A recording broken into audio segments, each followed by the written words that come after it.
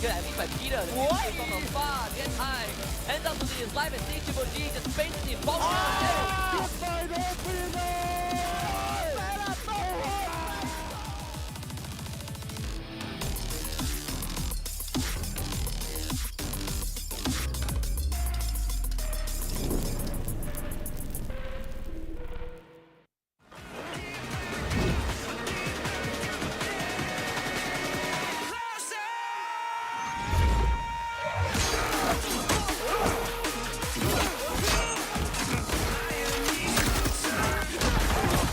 Supplier! How'd you like them apples?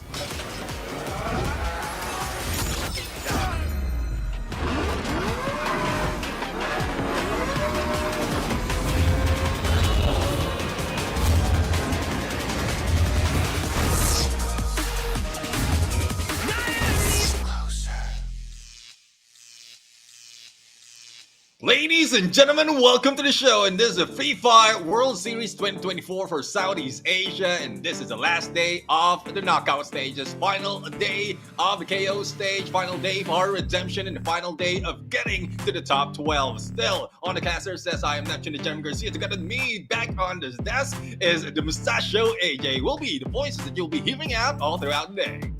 Glad to be back, Nep. Yesterday, when I was not here, all of the Thai teams running rampant out here in the competition as an anticipated, right, by the both of us on the first day of the final week, the overtaking of Expand by both RRQ as well as PE Sports. They've done the job already, but of course, whilst they were doing it, Expand was sleeping. No, not on their matches like they have been doing last week on Sunday, where they cracked in less than 40 points. They were literally on off day. They were not playing. But today, they get to run their mouths out there. They get to show the world exactly what they're made of. But if they repeat what they did last week, Sunday, there's a possibility of losing another spot, but not relegation just yet. Definitely. I mean, there's still a chance for them to really move themselves up or probably just maintain themselves on the top 12. The only thing that's unfortunate, though, is for those coming from Group B, whose last day was yesterday, they're done and out. Like, there's really no chance for them to be able to do so. Probably just watching the stream right now and studying from the opponents that beat them to it. That's unfortunate, right? That you can't really do much, even if you do lose your spot. But the team that is currently in the top 12 that is not going to be playing is PE Sports. And I think they have done enough. Teams like RRQ and PE, both in Group B, they've done just enough to stay in the top 12. If anything insane is going to happen, if anything crazy is going to happen today, you need a team like Dewa to have a massive 140-point run to be even, close enough to tickle PE Sports, which we have not seen out of Dewa. You need God of Wolf to show something along those lines as well. We've seen some nice booyahs from GOW, but nothing of that sort. So I guess we won't see a lot of craziness today, or could I be wrong?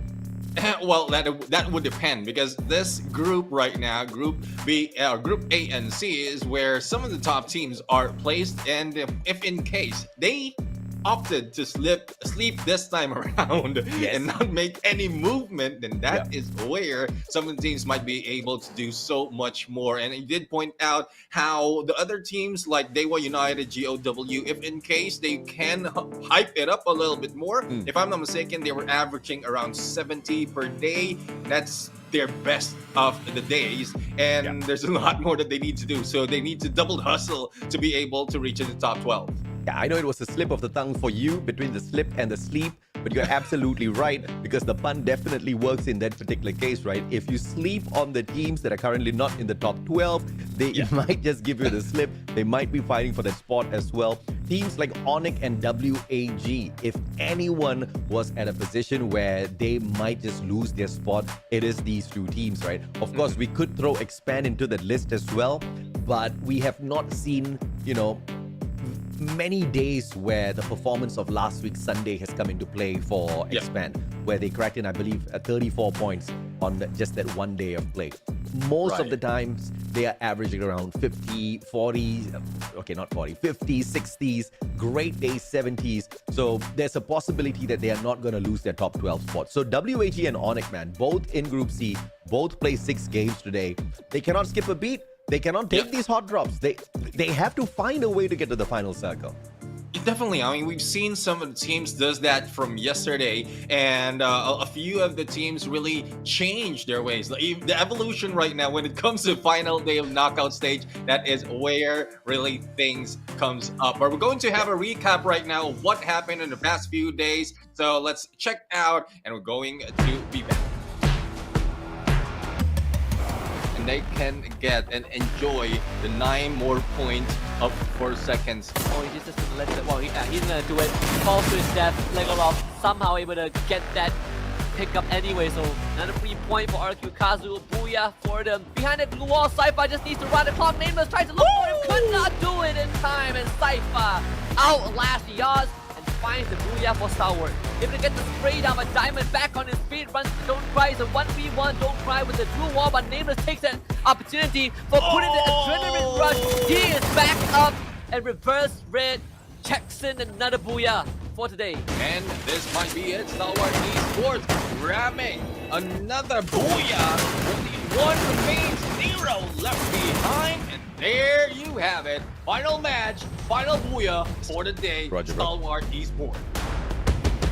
There you have it, the highlights that we have from yesterday, but let's head over to the timeline. This is the last week of the knockout stage right now, before we head over to the point rush, which is in blue, as well as the grand finals, which is in yellow. And I love how it's turning up right now, because the top teams really being, or the bottom feeders being weeded out in here for a number of weeks, and we're going to get the really tough teams going into the finals. Oh yeah, absolutely, man. You've got 18 games to play in total, and every single game, the point system is exactly as if what it has been since season 1 of our pro scene, right? 12 points to hit that Booyah. Second place gets 9 points, you duck away. 1 point for each and every single consecutive spot, except 11th and 12th, that gets you nothing. But of course, you can sandbag your points through those eliminations, and through the current meta, it has proven that if you can just be patient until the 3rd or 4th circle before you run rampant, after you fully looted, you're gonna walk away with a decent 25 eliminations. Yeah, exactly. I mean, we've seen some of the top teams does that, like really undetectable into the map, even in the views of the observer for the first few phases of the circle. And we've seen some of the teams trying to catch up does the same. I mean, they were just trying to find their way into the 3rd phase of the circle, and once they have a perfect location to put in all the chaos that's there, where they stack up on the eliminations.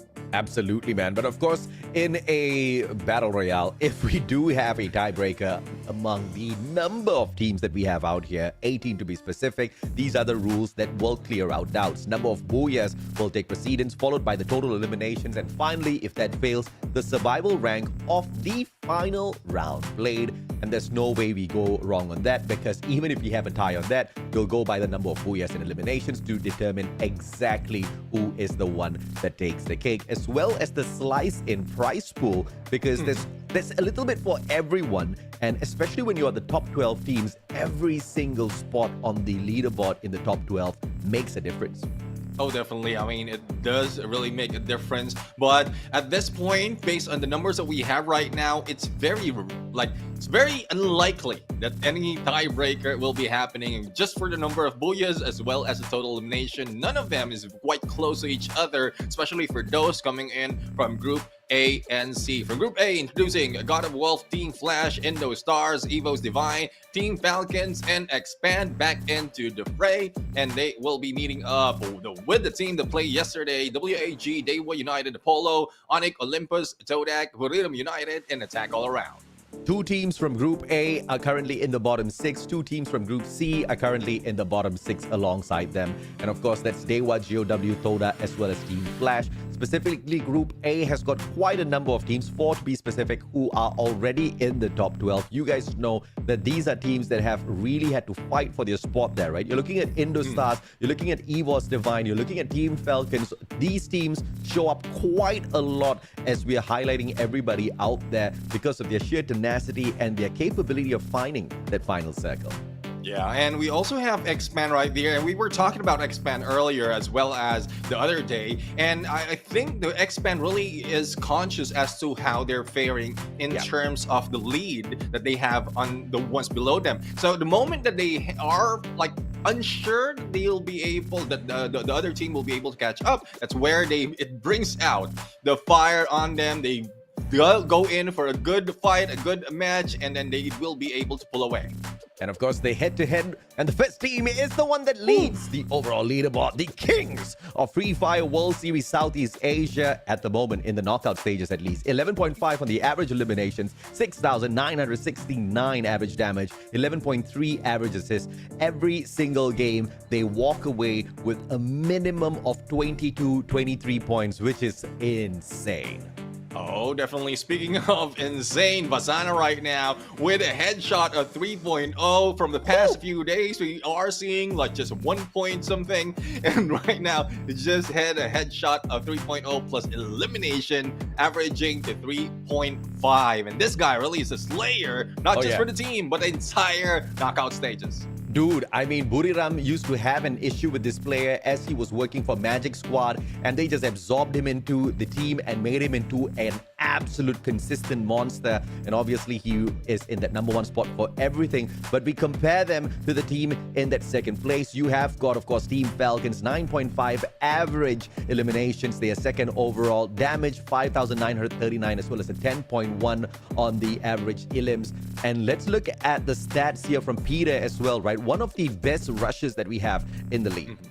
Yeah, I mean, Peter, we often call him Saint Peter because it's either he's controlling the revive or controlling those going into the revive. He had an average of 2.4 elimination, and like halfway through the knockout stages, we've seen the improvement, the evolution, and how well Peter has, and he really deserved this spot right now.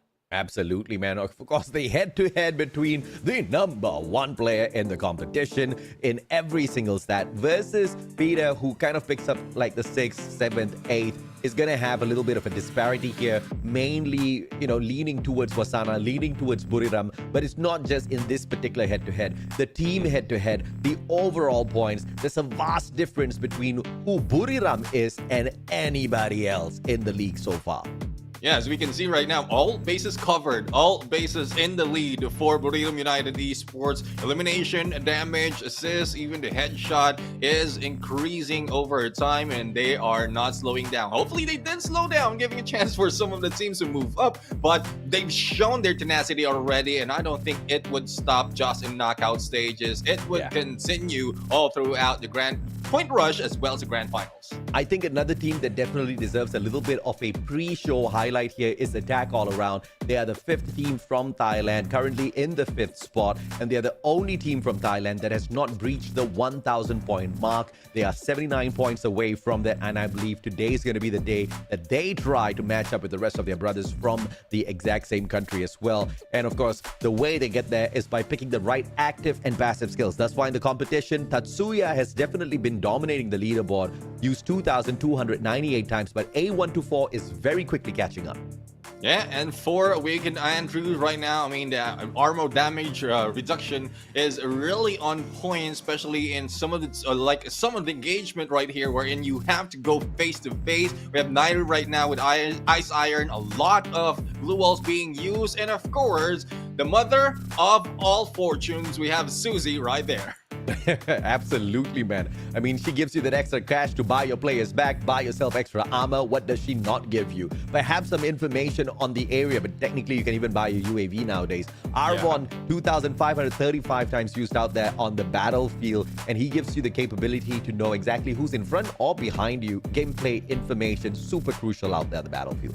Yeah, Beeston is also in here because of the capacity of throwing glue walls and grenades a little bit further, making your approach towards where you scan a little bit better. And this is where the teams will be playing in a bit. There's a lot of difference right now in terms of how many matches has been shown on each of the map, and we pointed that out yesterday, where in Alpine has been most favorite in terms of that game number 6. Absolutely, man. I mean, the randomizer is pretty random, but it has got some sort of consistency. Now, you don't mess with a data master. He'll be able to call you out on that one. And that's exactly who Neptune is. But of course, let's see if or not we get dragged over to Alpine later on as well.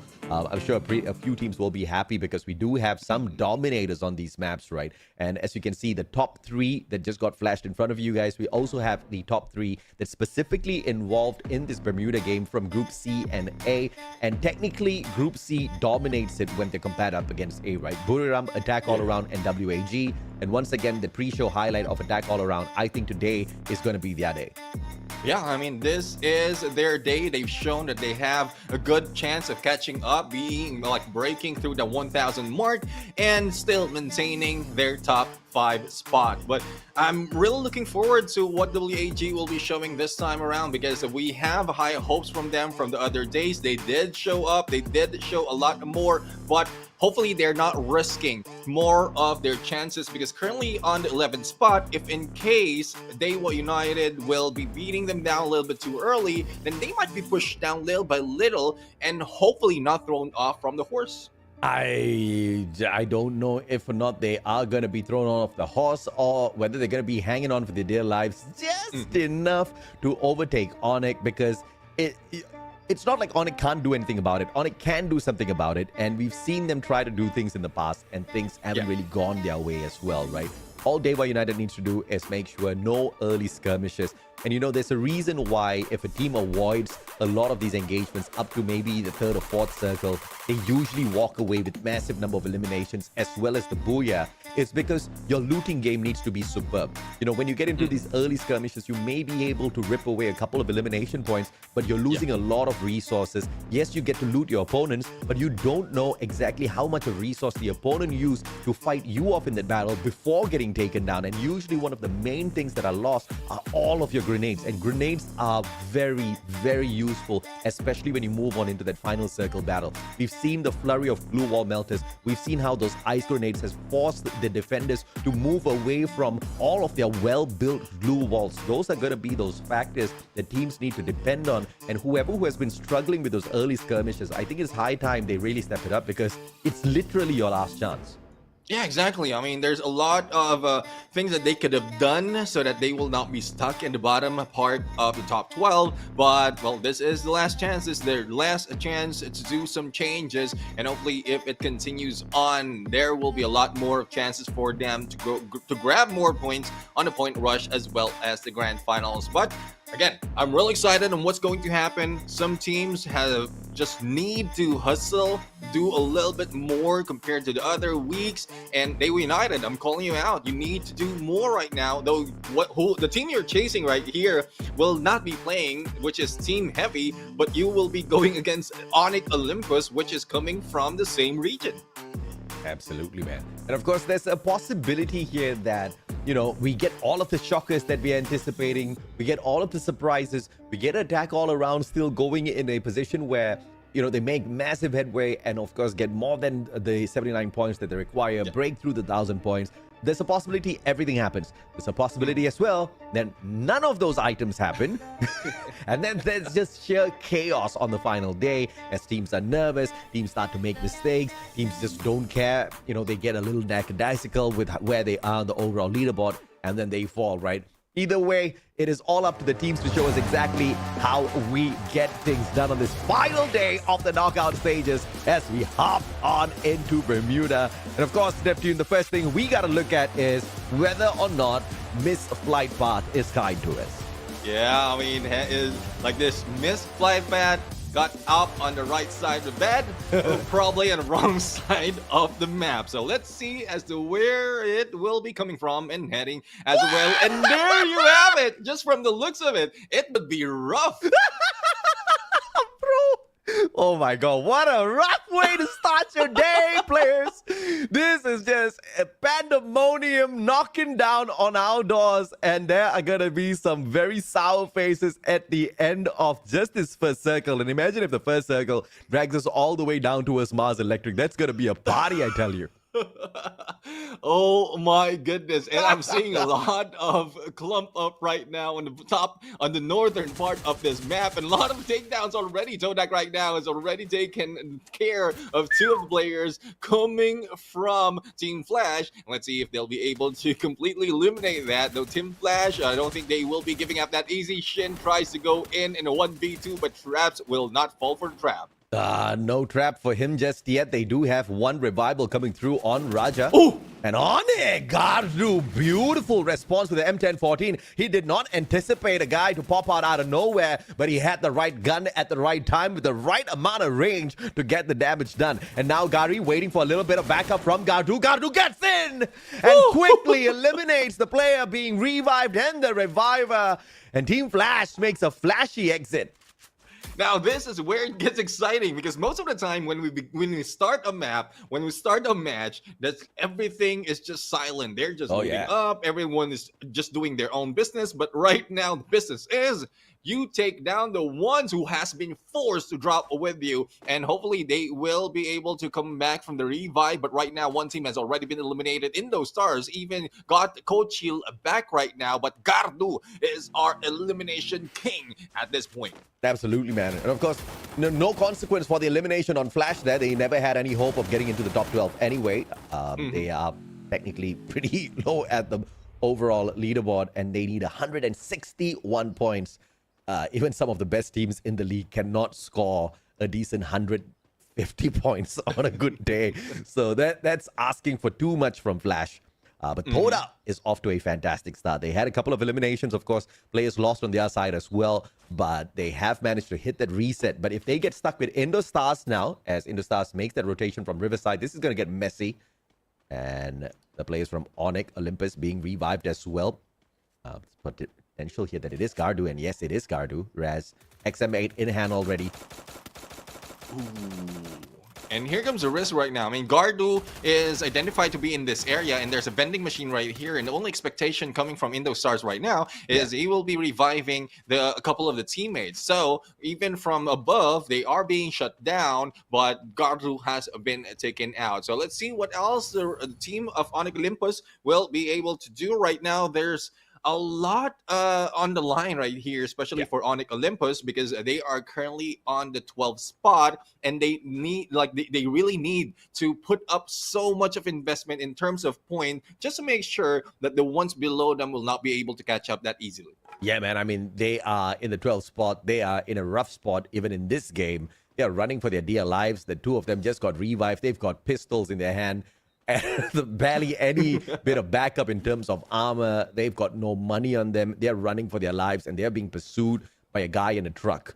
I don't know how it's going to end up for Onyx Olympus. We have to catch up with them in a little bit. In the meantime, everybody else seems to have found their rhythm in the game with their looting progress. And this is what I'm talking about, right? Get yourself prepared for that final battle. And the final battle should not come within the first 3 circles unless you're really, really forced into it.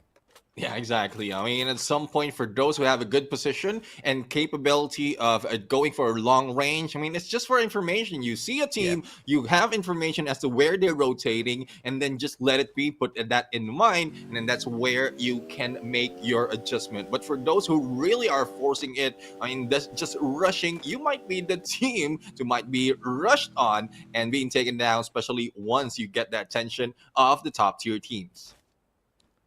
See as Indostars makes their way into Keratin. Todak said they had an okay start. Seems like an okay day for Todak, but the possibility of getting into the top 12 is, I think, a little bit out of their league. They need 155 points more than whatever Onyx as well as WAG pick up today. So, seems to be a little bit of a tough one. Yes, Onyx is struggling, but there's a full team revival, as you guys can see, and a potential for Onyx to actually win this out if Gary plays this smoothly and has backup reach him in the nick of time. But it looks like Dilung has already moved away just so that he can play that long-range attack. And Gary eats a nade instead. Joel and the rest of the squad will not get to him in time.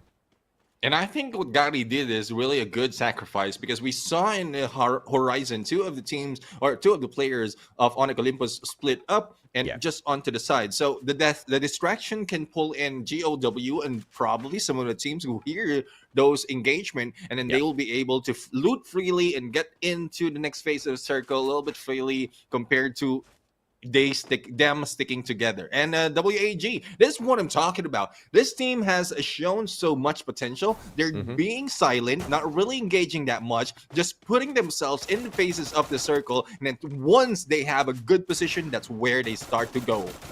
And it's crazy, right? Because WAG is currently in the 11th spot, but they've got 7 Booyahs to their name. And that means they've got more Booyahs than teams like Indostars, RRQ, PE Sports, even Expand. So it's insane. But, you know, even though they do have those 7 Booyahs, they do struggle in the overall placements, because after the Booyah, you just see them kind of streaking out with 4 or 5 points. And that's something that is out of their control in the current league. But fingers crossed that this team sees its true potential really shine in the next competition. But for the time being, they're doing well enough to stay in the top 12 of Southeast Asia. And, you know, in the grand scheme of things, from this particular layout of 18 teams, it looks like they are one of the weaker ones. But in the world of Free Fire, superb effort by the team thus far.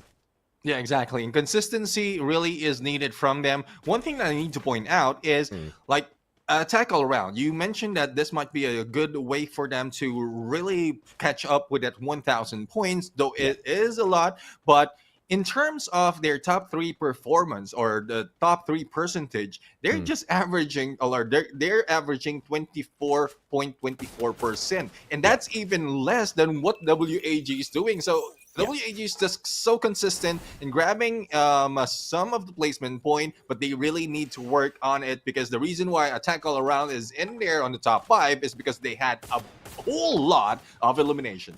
Oh, yeah, absolutely, man. I mean, Attack All Around really knows how to engage out there on the battlefield. They do know how to find the circle as well, but I think it was a race to really test themselves during the prolonged period of our knockout stages that just had an insane timeline, right? 6 weeks of just fighting it out to see exactly who is the best of the best. And they had a lot of time to make mistakes, and they took their fair share of mistakes. They have had like some downtime where they were just scoring about 60 points, and some of the teams are just going to be so jealous, right? Dude, your poor days are 60? Yeah. They've seen the 50s, but more of the 60s. But then they've got their massive days as well, like the 113, the 112 that we talked about. Like, they almost broke their own record. And then came day 15 of play, where they scooped up 148 points. And you are right, my friend, that was literally last week, right? So let's see if they can pull off a miracle like that for today. And even if it's not like 148 points miraculous, 100 would be more than enough. Yeah, I mean, they're only aiming for 7-9 to be able to bring down STE to the 5th, and they'll be able to move up to that 4th spot. But it really doesn't matter, like, entirely for, like, but towards the end of the day, the entire Thailand region is just celebrating their position right now on knockout stages, and then they just have to worry about that when everything goes for a reset and the point rush really doesn't go to their favor. But regardless of that, I mean, even if the point rush, you mess up the point rush based on the number of points that they're gathering in some of the matches, I think they can easily catch up to that. Absolutely, man. And you know, clearly Thailand is doing something right when it comes to Free Fire. Clearly they have got the formula. The teams know what to do. They're getting the necessary support. They are getting the necessary push in the right direction. All of the training, the coaching, everything is doing well for themselves, because it's not just a one team shining. The whole region is shining at the top. No other region is coming close to hitting the 1,000 points. You're the only one. Yes, EVOS may be in the 6th spot, but they are not close enough today from the 1,000 point league, right, to break that.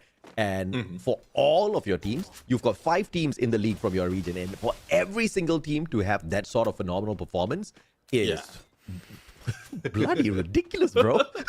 It's insane, really. I mean, we pointed out so many not like there's in so much instances when it comes to Thailand, they really brought in a lot of good players. But let's see, Thailand right now, Bermuda United, Dofuna has been brought down. They are rushing in against Expand, and Moshi will try to go in from behind, but the jump onto Moshi might lead him to a little bit of HP loss, but no! Turns around, takes down Kens. Oh, that's just insane. Those are some sick shots from Buriram. Expand thought they could overwhelm them by knocking down Funa initially. Get high! Gets rated back on. The M1014 from X-Roy gets the damage in. Wasana goes in for the quick pickup. X-Roy can't finish the job just yet. Nobody to boost him on up. And here comes the biggest slayer of the competition, Wasana, trying to take down X-Roy, but unfortunately, he's going to be barricaded off. Boosts around with the Tatsuya off to another door, but unfortunately for X-Roy, Wasana's too quick on his feet. You can run, but you cannot hide, and Expand just unlucky to come across the greatest predators of the league. Yeah, and that started with one knockdown coming from Expand being taken down, and then that's where Bermuda United really took advantage, knowing that no one else from the other teams is surrounding the area. They can go and Ravok in this battle.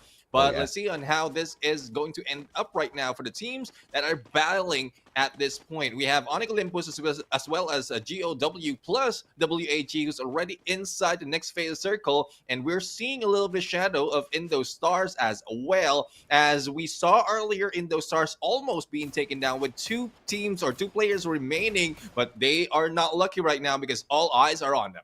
WAG just needs to shut up as much as they can. They have done well to look for the circle, and now they just need to stay silent. Not a very easy spot, as you can see on the mini-map. GOW is approaching the spot of WAG, and a battle is about to ensue. Attack all around. On the other hand, have found some strong players out there on the battlefield. It's Team Falcons. Attack all around. Can they overwhelm? Will Limit from outside. Quick reposition. Has the AWM in hand. Peter and one more back away. One more trying to give themselves a little bit of a long-range support. Limit from up top cannot take down On Fire just yet. He gets tagged up. The circle ravaging him, and Kororo pushes on forth. He's got the Bison. One more blocks himself away from all of the heat. No SMG is going to take him down this time. Poon got down on the ground. Team Falcons doing a number on attack all around. And attack ran right now with only 2, and Limit is almost lost in health, and was able to go in for the takedown, and Folky is the only guy remaining covered in glue walls right now. One more, and Peter trying to wait for him to come out, and he might be done for. But Evo's Divine doing a number as well on the glue walls. Oh yeah, that might help them take down attack all around. Yeah, the enemy of my enemy. All of you guys are my enemies. They just won the points. Onyx Olympus on the other hand, losing 3. Kiba back on his feet. Got to the final survivor in the water. But can you breathe underwater, my friend? That's going to be the biggest question. Get high, grows out from afar. It's Dewa United now tickling the beast themselves. It's Buriram United with one player knocked. You know they're going to be slowing down their pace just a little bit. In the next safe zone, 2 teams, one from Indonesia and one surprisingly from Malaysia. Todak has survived all the way up to this point. And they're trying to gun down everyone who's surrounding them. They have the highest point, and there goes Traps for to take down the final hit on Indo Stars. Number 9 team for this map. They United, though, a little bit silent, and this is what they need right now. But they need to hustle because they have a chance to grab a few more points, 20 to be exact, taking down the numbers that they have for their team. But Todak would be their next target. Traps might be falling down, but the glue wall is helping them not to be hit.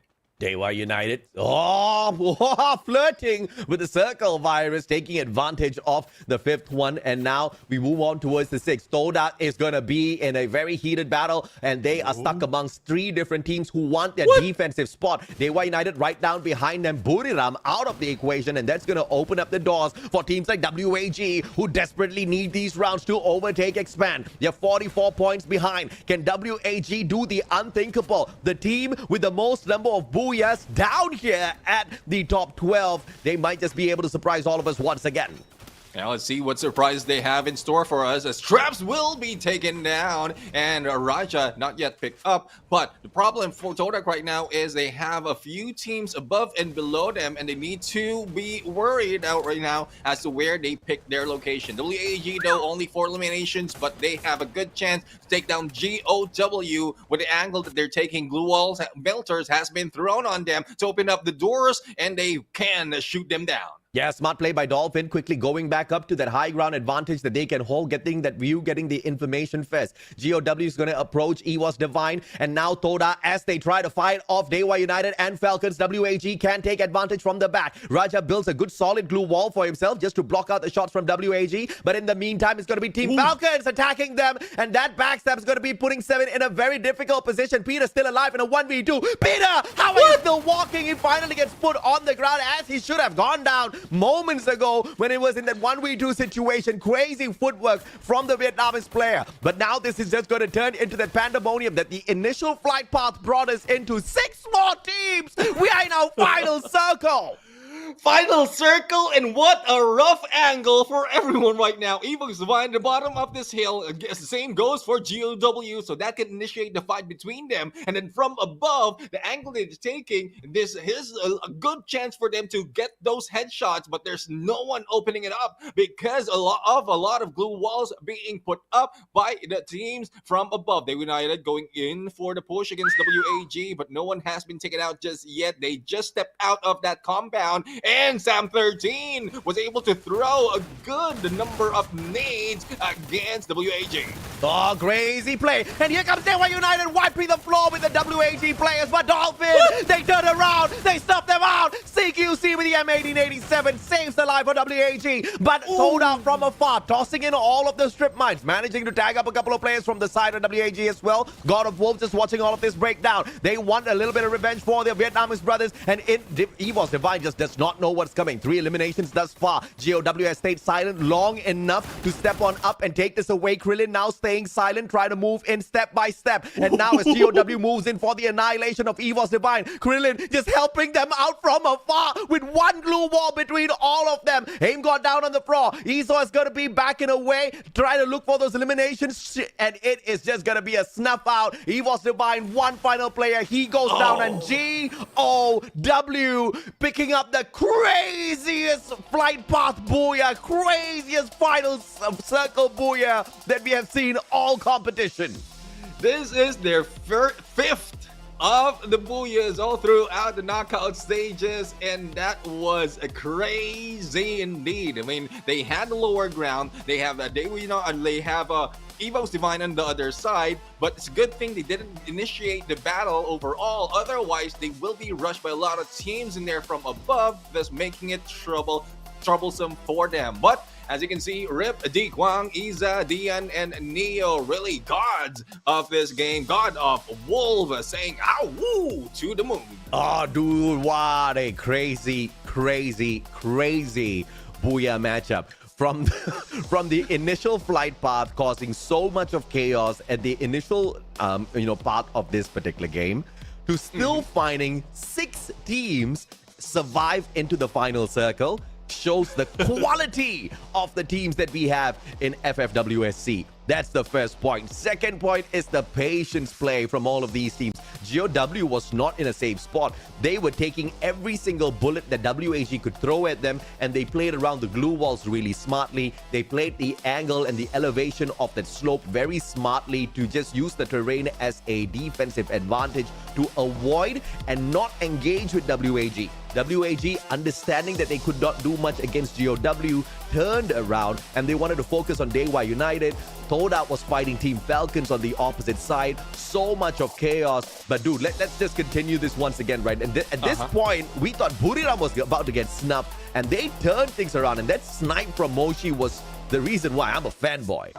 Oh yeah, indeed. I mean, Moshi really is doing a lot more, though Azana is mostly into the spotlight, but it is a team effort overall. And most of the times, if they are getting eliminations, most of the players, if not all, will be in the elimination leader. But Todak right now, I love the approach this time around. If this could have happened a little bit early into the knockout stages, they could have taken a better place. Oh yeah, I mean, but overall, great plays from all of the teams that made it into the final circle. Remember what we talked about, Neptune, when we were opening the show? We said today is all about whether or not you can get your butt into that final circle and then do whatever the hell you want to do.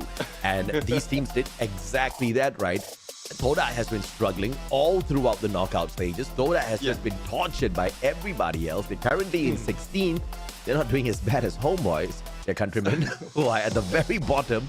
But even they have struggled quite a lot. So to see this amount of improvement from Todak over the weeks of just suffering watching their gameplay, it's a breath of fresh air. But it's still going to be very difficult, man. We need 150 solid points out of Todak for them to get into the top 12. And that's more than whatever Onyx and WAG can pick up today, which is very tough. Yeah, definitely. I mean, it's really tough for them, and at least hopefully they remember each moment that leads to like engagement just like this, because that is where they can bring it on onto the next match if they remember every winning instance, every winning moment, every good play, and then forget every of the mistakes. Well, not forget, but learn from it. Then you'll be able to evolve even like a better Todak overall. It's tough for me to believe that Todak does not know what they're doing wrong. It's just a bunch of kids who know that they're doing the wrong things, but they just don't want to step it up. I mean, I've seen many of them. I come from Malaysia as well. I know the attitude. I know the mentality. Sometimes you know what you need to do to fix something, and you're like, I got it. I'll do it later. Sometimes later is too late, right? But of course, on the note of too late, we do not want to be late for this interview segment because we get to bring Yun Sol back here as it's our first Vietnamese Booyah. Hello everybody, welcome to our Vietnamese interview Booyah after the match. Right next to me is God of Wolf Diane. Can you say hello to the audience? Thì không biết là Diane có thể gửi lời chào đến các bạn khán giả được không ạ? Xin chào tất cả mọi người. So congratulations on your first Booyah of the day. How is your feeling right now after it has been a long time you guys haven't achieved any Booyah, and this time it's a very critical time as well. Thì lời đầu tiên là mình sẽ chúc mừng Diane cũng như là God of Wolf, các bạn đã rất là thành công trong việc giành lấy chiếc Booyah đầu tiên của trận đấu. Thì không biết là hiện tại Diane lên cảm giác như thế nào, và trong cái khoảng thời gian khắc nghiệt này ấy, thì các bạn rất là lâu rồi mới có Booyah á. Thì bọn em cũng có Booyah rồi, em thấy được giải tỏa tâm lý hơn và đang có tinh thần để đua vào top 12. He felt like his team has broke the stressful time in this period, and they will try their best to achieve that top 12. Then the second question is between Onyx and Olympus and Dewa United Esports. Do you have any pressure between them? Thì không biết là đối với hai đội tuyển mà chúng ta đang phải chạy đua cùng với là Onyx Olympus và cũng như là Dewa United Esports, thì Dan có cảm thấy sự áp lực nào ở đây không ạ? Dạ em thấy cũng có một chút, nhưng mà em sẽ cố gắng hết sức. He felt a little bit intense, but he will try his best. Then at the end of the game, the playground was a little bit harsh to play. You guys were down there with Evos, and then up down there is a really huge combat with another team. How are you guys communicate down there?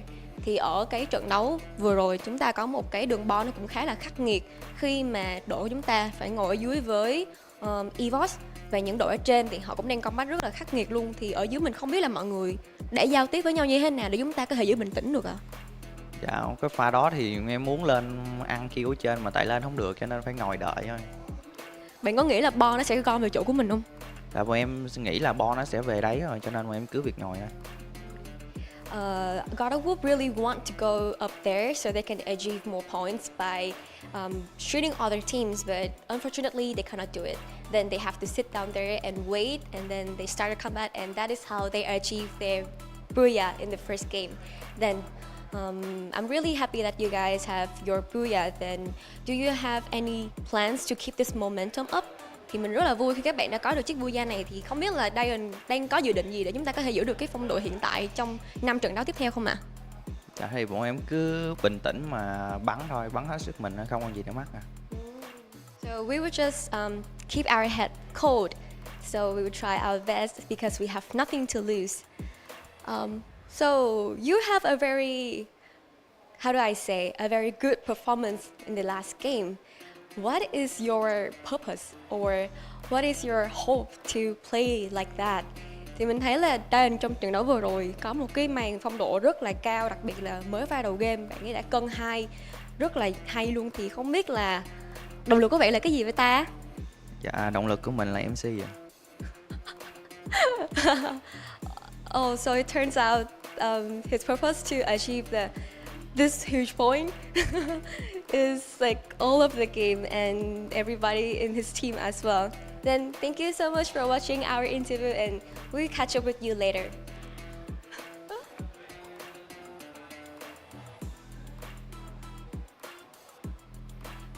I'm just gonna say this, really refreshing to see Vietnam being interviewed right now. I don't know what you're thinking, AJ. But I mean, props to Yunsel. I have not seen a better Free Fire host than Yunsel, hands down, in my past 4 years of casting Free Fire. He's the best host. yeah, definitely. I mean, imagine like every instant she will be interviewing all of the players, all of the teams out there, taking that booyah, why not? But let's head over and check out like the teams and the players who've done so much in this game. And Dion would be the guy, the bomber of Team GOW, God of Wolf. 4 eliminations, 28-33 on the damage, 5 headshots, and 4 knockdown. Wearing that A124 as a character and really doing well in that fight. And of course, like you always say, Neptune, this was a team effort out of the squad. Yes, of course, 4 eliminations picked up by Dian, but it was the rest of the team members from GOW that did not make themselves a burden to Dian. They didn't get eliminated too early. They kept a tight grouping. They were always moving alongside each other, backing each other up. You can see 4 players bringing in that Nairi, using the Ice Iron, giving themselves the extra HP. This is not a team that is heavy on the offense, heavy on those gunfights, heavy on those eliminations. This is a team that sneaks that booyah away from you when you slip.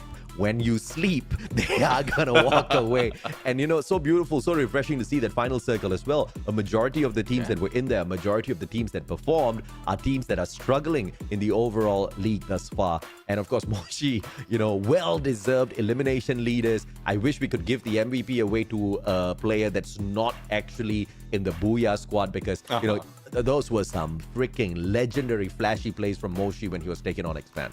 Yeah, definitely. I mean, the 180 up close and personal using a long-range weapon. Why not? I mean, that is Moshi overall. Dian being on second on the elimination leader, and the ghost from WAG. And this guy, if it's not being revived that much, he is doing so much wherein the enemies need to revive them. But let's head over to the key players right now. And speaking of revive, we have Gardu, who has revived his teammates 3 times. Survival time coming from Dion, which hit that the 1000 glue walls used from Peter. And not only glue walls used, I'm pretty sure he let go of a lot of bullets as well. And grenades used coming from Kevin from Todak. A little unfortunate for Team Falcons. They weren't able to get a lot of eliminations in this game. I believe just 4 they managed to pick up before getting taken out of the equation earlier. So a little bit of a struggle, but there's no repercussions for them, right? But I know why you went ooh, because the number of eliminations overall from this particular lobby has been on the lower side, because the teams that went into the final circle were, of course, the teams that are not great when it comes to the engagements. Teams like Buriram, teams like Falcon, Attack All Around, got taken out of the equation way too early. And, you know, that kind of explains the numbers that we have on the top 3 weapons used. And on the screen in front of you guys as well, how often do you see every single team that's not the top team walk away with a single-digit elimination? This has been the poorest elimination match that we have seen throughout the whole knockout stage, but it has also been the craziest because of the flight path and that final circle. And the flight path, like, you start it bad, but it ended it even worse for the team. I know, right? Open land, flat, on a slope. Like, what in the world, Free Fire? I love it. Even GOW, I think, like, during the interview section, that was a complaint overall. They tried. I want to go up there, but I really couldn't because of the steep slope that they have to run, like they have to run to. But anyways, as we go into the overall standings, we are seeing that some teams really didn't move that much, but some really made a mark already. If I'm not mistaken, Daewoo United has been pushed down in there on the 15th spot, and GOW, because of the booyah that they've taken, is now inching closer to get to the top 12. And dude, I tell you, GOW is just that kind of team, man, that, I'm sorry, for the lack of a better word, they suck during these knockout stages. And then you bring them into the finals. This is that miracle squad. And we all have to remember this is going to happen on the home ground of Vietnam when we move on into the final week. So that's going to give them that home ground advantage. So GOW is fighting for a lot now. And the fact that they actually went into that final circle, pulled away another Booyah to add into their ranks is just nothing short of phenomenal, right? Absolutely love it. And of course, the top teams on this following map that we have to look out for this time is going to be Purgatory, Buriram Team Falcons, as well as RRQ. But as you know, RRQ is not going to be playing today anymore. We have to replace them with Attack All Around, and all three teams from Thailand. Yeah, and Attack All Around as well as Bermuda has grabbed 3 of the Booyahs out in here, and 1 coming from Team Falcon. So that shows us disparity in terms of number of Booyahs, but in terms of the points that they've generated overall, regardless of which map, it's either they grab the few more on the placement or on the elimination. That's really what matters. Whew, okay, without further ado, let's just see if or not the flight path this time around is a little bit kinder to us as we head on into Purgatory. Game number 1 was not a massive game for any of the teams out there. The highest number of points scored is 20 points, and that's not even the Booyah squad. So we are off to a tumultuous start for the day. Teams that are looking for big points overall, like GOW, like WAG, to continuously climbing up the leaderboard here, they're going to have to work a little bit more and most definitely get to that final circle. But the flight path has recovered. She feels bad. She's like, okay. I think I had a little bit too much of fun in Bermuda. Now, time to give you guys a break at Purgatory. Miss Flight Pass has already brushed her teeth, combed her hair, and is now in a nice mood. Let's see if that would translate to any of the teams right here dropping into the area. So far, Team Falcons has went far away from the rest of the teams, and we are seeing a lot of engagement happening on towards that area where Onyx Olympus is already split up, and they might be meeting up against a GOW as well as Todak. So it's a good plan to split up, especially if you're going for information, but not so good if you're teammates is going down. Okay, RIP has got a fantastic shotgun in hand. Traps! With the mini Uzi alone, Iza trying to do a number on him, and he's going to be able to drop him, but there's a backup. A 2v1, D Kwang shows up in the nick of time, and the MP5 is not going to be able to help him take down his opponent just yet. He needs a little bit of backup. Raja shows up and sprays him down. GOW getting toasted very early on, and this is something that we've already highlighted earlier in the day. GOW, massive number of Booyahs. In fact, they've got the most number of Booyahs, currently sitting down in the bottom 6. They've got 5 Booyahs thus far. But usually after the Booyah, we see them kind of dragging in some of these lower points. Fingers crossed that's not the fate that beholds them in this second game.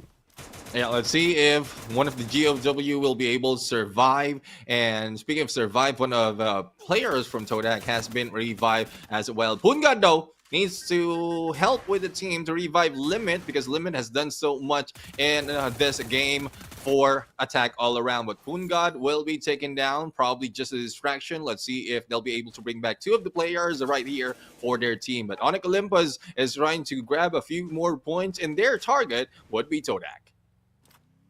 A bit of a slower pace here, Todak, on the elimination vengeance spree. But it seems like GOW has been given a second life here. Final player not eliminated. Managed to back away. And the players from Onyx Olympus can keep Todak a little entertained to allow GOW to play those revivals as well. And as I speak of that revival, RIP brings Iza back. Kevin's not going to be as lucky as Guard, who sprays him down to the ground. GOW flying back in as Team Falcons watches RIP. And it looks like it's RIP time for Mr. RIP, as Peter sprays him down with 20 HP left in his bar. And that's a risk. I mean, Revival platform, most of the time when Revival has been introduced, that's where everyone and everything is happening in terms of waiting. But right now, let's see if we'll try to make anything else happen for this match. But let's see if they can turn things around at this point. Todak in the battle of Onyx Olympus, though one has fallen down already. I think they have a good chance to go in for the fight. Definitely have a great chance to go in for a solid battle here and pull away some decent points. Raja Being forced to back away. Those glue wall melt is coming out. Guy barely has HP to stand. And Kiba with RGS 50 manages to knock him down. Quickly eliminating from the equation as well. Gary with the XM mate. Circles around. Wing's going to be in a lot of trouble now. Backup coming through with those glue wall melters. Here comes Gardu with the push as well. This is a 2v1. Look at it. It's going to be the end for the Wings that's about to be clipped. And the pincer is too sweet. Gardu with the shot. M1887. And Onyx Olympus picks up those free 4 points. And there you have it. Onyx Olympus has now taken the elimination leader title. And let's see if they can maintain on to that or hold on to that. But Buriram United doing the best they can to stay silent and probably survive a little bit longer. But they made a little bit of noise, especially with Moshi, who's a little bit too itchy on that trigger. Let's see if he can make that play. Yeah, dude, I mean, Buriram got the knock. Onyx stole the elimination. I don't think Buriram's going to be too pleased with that. Of course, the height elevation at Purgatory, no hook gun means that Buriram cannot be right at your heels, nipping away at you, forcing you to make some mistakes. So perhaps that's going to give the team of Onyx Olympus a little bit more of a breathing room to get away from them. So sneaky one from them. They better hope and pray that does not catch up eventually. Team Falcons, Cougar. Ooh! Turns around 180, but Peter's right behind. I was wondering who was shooting Lim up. And good glue wall, but Peter quick on his feet with that hop on up as well. Bison has managed to spray down Mr. Lim, Gochil and Raz. Backing away, but Falcons have sniffed them out already. And it's going to be a 2v1 pincer on fire. Good glue wall. Raz stays alive. Woodpecker flying around left to right, but Raz, my friend, your time is up. No! Time is up indeed, and the jump. He has been jumped literally in that fight, but none of the teams has been eliminated just yet. A lot of one-to-one elimination happening right now, especially as we are seeing Evo's Divine battling a few players from Team Expand. Now, teams has been spread out. Teams need to gather because in a few they will be meeting up on the second phase of the circle. But the only question is whether the other teams can bring back their teammates on the safe spot, because there is not so much breathing room anymore for some who was just coming back with a pistol. WAG versus Expand. The revival's there already. I don't know if the team member was told to fly away. Or are they going to be dropping somewhere close to Crossroads? Because WAG clearly is looking for a point off of X-Roy. And the double Tatsuya burst used by X-Roy. And it looks like he's out of the pan, straight into the fire. Here comes Indonesia. Esports Divine gonna lap this free elimination up. And A-Bax, Woodpecker, spots out X-Roy. Good glue wall. Yeah, bye-bye X-Roy. I guess this is the end for you. But the success is he managed to bait in WAG straight up for Esports Divine. Yeah, let's see if that will be successful or if he can manage to pull away a few of those elimination. His hiding spot, though, not too prime. He can be hunted, and there you go. X-Roy being rushed even from behind. A-Bax goes in for a hit. But the thing is, a revive is bound to happen in a bit coming from Team Expand. The only question is, will Evo's Divine go for a rush? And I guess this answered. A-Bax goes in for a double glue wall plus a 180 hit, but Dolphin survives with the help of Billion. Gade is too far away. He's got the Groza. It's a great gun. It's got long range, but my friend, that range is too long. Gade needs to cut down the distance, help out the rest of his team members. A-Bax goes down. Cyrus with the pump once again. He can be picked up though. Aim God is right down behind with the Trogon. Krillin spots him out. Krillin with the backstab. Aim God now taken down as well. And this is a smooth finisher. But on the opposite side of the screen, it's gonna be Team Buriram taking on Todak. Kevin, the next one to go down. Wasana is on an elimination spree, and Wings, the guy who got brought back, now needs to return the favor. With 600 coins in hand, should be able to get something down. Crime manages to spot out another player from the side of Toda as well, and traps! Manages to turn that around. SMG to the head of Crime, and it looks like Toda will continue to run free for the time being. Run free and live. That is what they're doing right now. But they have 3 eliminations already. Unfortunate for them, 2 of them has been taken out and waiting to be revived. But the most unfortunate team, I would say, would be Indo-Stars. Only one remains for their team and still not yet spotted in any part of our view. So Onyx Olympus has a good chance right now to increase their odds of going and getting their lead against this team of those on the bottom 6. GOW, what a tumultuous start, but hey, they're all back in here. Mr. R1 popped.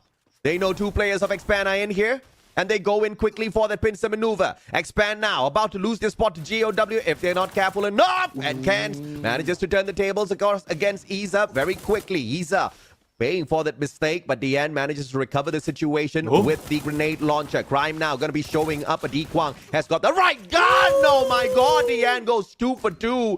And the M79 grenade launcher just does not disappoint. Isa's going to be picked right back up, and GOW's back in business. GOW really back in business, and it's a good thing they survived the battle earlier when we thought that they're already done and out. But they United not doing anything that much, though. There's a lot of catching up that they need to do. They only need 4 more points to go against GOW and take back their spot. But Todak right now, Kevin saw a flying poppy and has nothing to do about it. Raja has been forced to be hiding and below this compound, and Team Flash is just a little bit lost as to where the player is. Raja is stuck in a Shin. I think Shin smells Raja in the waters. Spots him out. Shot straight it. Ah, my Raja running out of time as Tatsuya bursts away. But Shin and the Bison manages to pick up yet another stat for that weapon to be shown in the top 3 stats once again. Yeah, I mean, that's one thing that might be happening for Todak right now is the blame game being thrown, especially on how it's ending up one after another. The player has been taken out and revived. Now, let's see if this happens for the team of GOW. Only one remains. Dian has been taken down, and that is with a swarm of attack all around. Oh my, but all of this sound is bringing in the Falcons as well. They can see a prey from afar. Limit now returning fire, trying to keep the Falcons at bay. Attack all around, attacking all around to make sure they don't get snuffed out too early. One more finds Crime, knocked down on the ground, and he takes the elimination for himself. Onyx Olympus going to come across Buriram as they try to back away from Todak. And a good use of the portal go will send them all across the river. But the snipers can still spot them.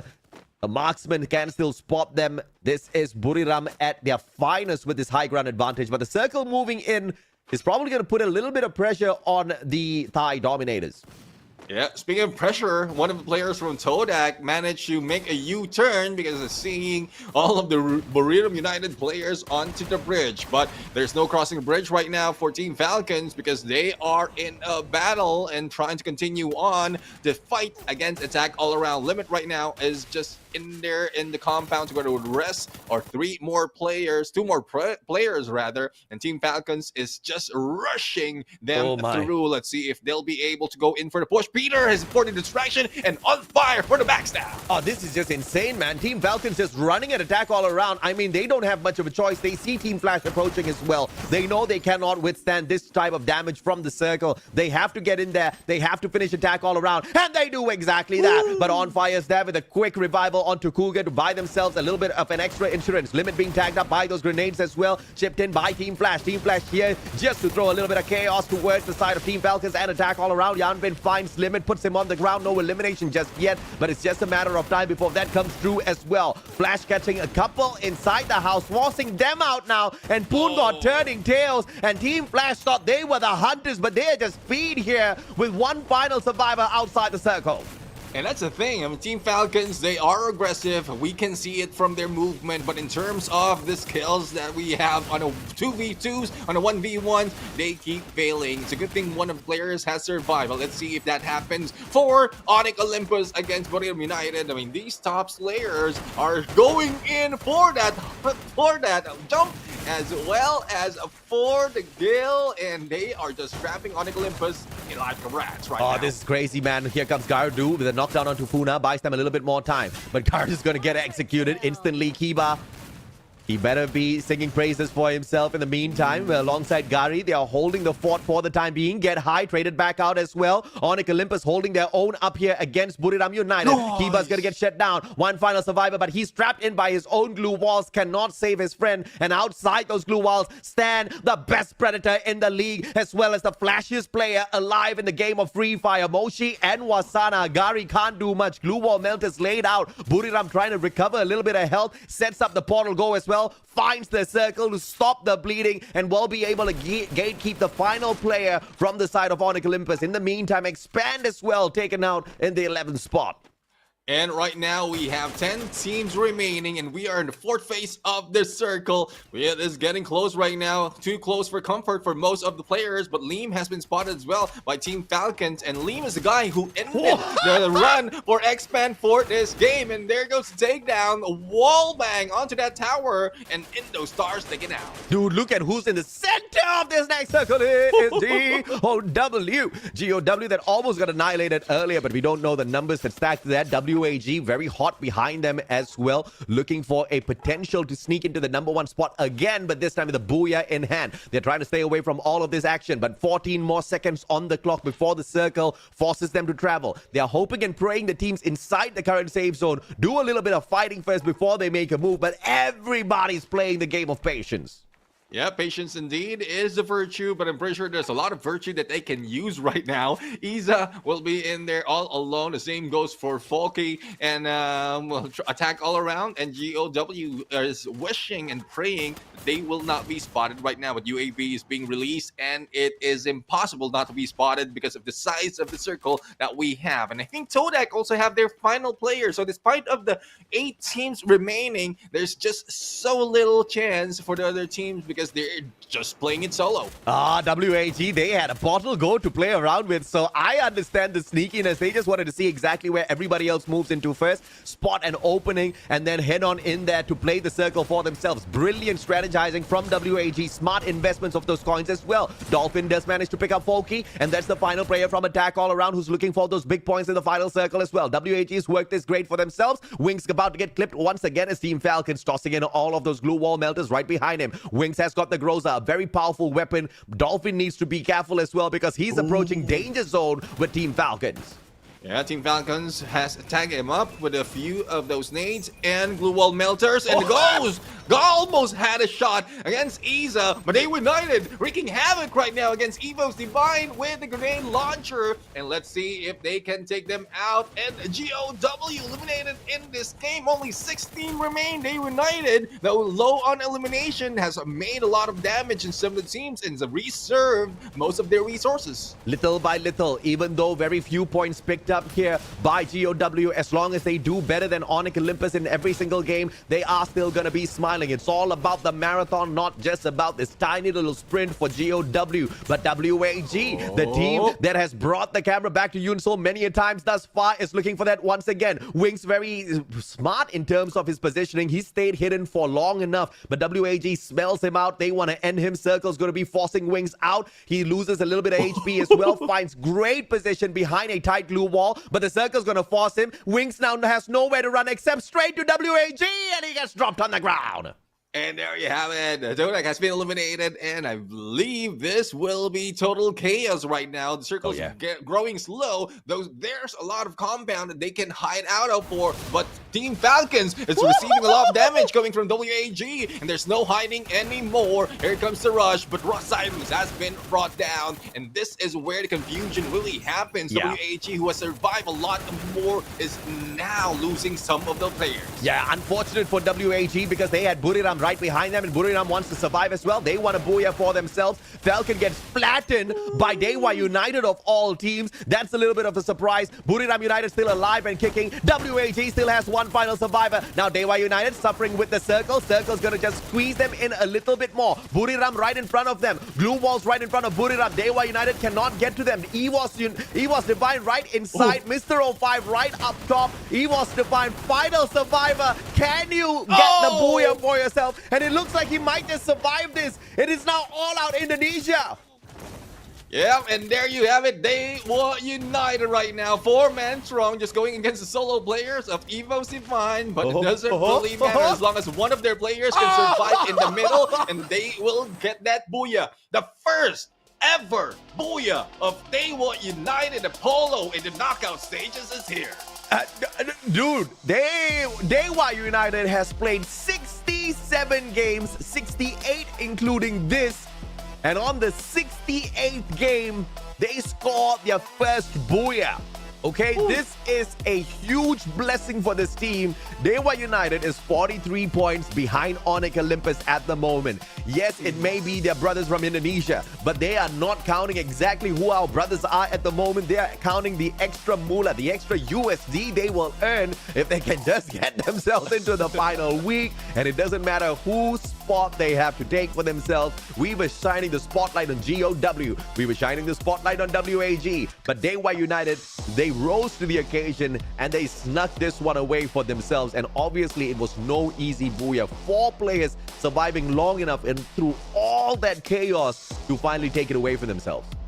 Definitely. I mean, they played it smart at that point. Even they're not really focusing on elimination that much. It's more of how they can place themselves, position themselves in that final circle, even when it closes. And even if they are being beat in terms of getting all those elimination points, it doesn't matter as long as they can maintain this way of grabbing and taking that final circle, and they can do it onto the next matches. But additional 12 points, who doesn't want that?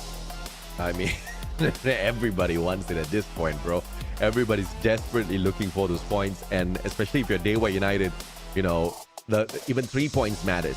You know, before we started this game, they were 4 points behind GOW. Yes, even 4 points mattered, you know, and then the rest of them kind of bolstered by your eliminations. But technically, you know, how strong are you to take these elimination games? You may be good enough to survive to that final circle, but are you Buriram? Are you Reverse Red? Are you Team Falcons to, you know, rake up 600, 700, close to 800 eliminations in the competition? Unfortunately, you're not, right? So you have to play to your own strengths and survival. The core of Battle Royales is what Dewa United was good at, and they just played the circle so decently for themselves. Once again, a booyah from a team from, you know, not really the ravager of the lobby, but this is what we're expecting from the teams who are struggling to find their spot in the top 12. Yeah, exactly. I mean, this is where everything is on the line right now. They're very, very close. And why not? I mean, why not give it all, especially if you have that final chance? And it would hurt even more if you are still slipping and sleeping in all of these matches wherein you have a chance to step over, probably against Onyx Olympus. But unfortunately, you did mention this is coming from the same region, but it's their fight overall. It's not just the region, it's their fight, it's their battle. They United just want to put in a statement. At the moment, Onyx has performed definitely better than Dewa United. Their overall position on the leaderboard speaks for that. They're not too far away. That speaks for their consistency of performance as well. But Dewa United, you know, step by step, man, they are now in the 13th spot for sure after that phenomenal performance. And then are just knocking at the doors of Onyx Olympus, nipping away at their heels, saying, my brother, please give me your qualification spot. And 2 rounds in a row, Onyx Olympus hasn't really fought as if their lives were dependent on it. I think we might just see it after this. Yeah, I mean, we might. So far, they're tied in the number of booyahs that they have taken. It just so happened that Onyx Olympus has been there a little bit early, but it seems like tardiness is working on a way for Dewa United to be able to run a little bit faster. Oh yeah, absolutely, man. And of course, the Indonesian hosts will be very, very delighted that the team has picked up a booyah for themselves. Booyah by Dewa United! On to you guys. Wow. Finally, booyah for Dewa United Apollo. Congrats. Great. I'm very excited because today is the last day in the knockout stage. So this is the first booyah for you, right? How do you feel about that? Ini kan booyah pertama kamu nih akhirnya. Gimana perasaan kamu? Seneng ya, karena kita pecah telur. Oh, Dari awal happy. Okay, we're extremely happy because we finally make it. Are you sure? Yeah. You look like a stress in the team. Just kidding, everyone. So next, what's your target for today? Apa target kamu hari ini? Target kita konsisten aja sih hari ini. Our target today is trying to be consistent. Consistent. Wow, I'm very interesting. So, last but not least, which is the best team in the FFWS SEA 2024 Spring? Menurut kamu tim mana yang paling terbaik di FFWS SEA ini? Tim terbaik siapa lagi kalau bukan Buriram? Oke. Kalau kita masuk final mungkin kita yang bakal jadi yang terbaik kali ya. He said that Buriram Yeah. is the best team, but Uh. if we got to the final round, maybe we are the best team. He said that. Okay, I like your answer. But what do you want to say to BRU? Kamu mau ada yang disampaikan nggak ke Buriram? Nggak ada sih. Nggak ada karena ya kita udah jauh banget lah. Poin mereka udah pasti lolos. Kita lebih ke tim kita dulu aja sih. They actually have nothing to say to Buriram because Buriram is so far to the top than them. So yeah, there's nothing to say. Okay, so good luck for you and thanks for your time. I hope your team can go to the next stage. So right now, please caster, take it away.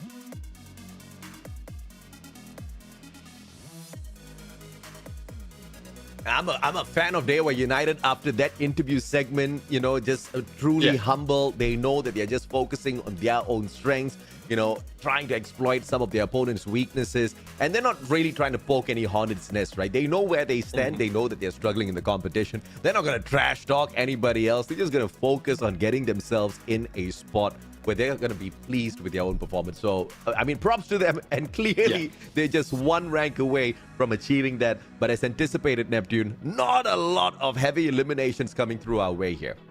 Yeah, I mean, they started off that final circle with 2 eliminations and only a few players to take out of. And there's a lot of battle, a lot of chaos happening. But still, let's not take it away from Mr. 05. He positioned themselves in the best possible way above everyone else. And that is where they grab most of those damage. And that's what brought the team to that booyah.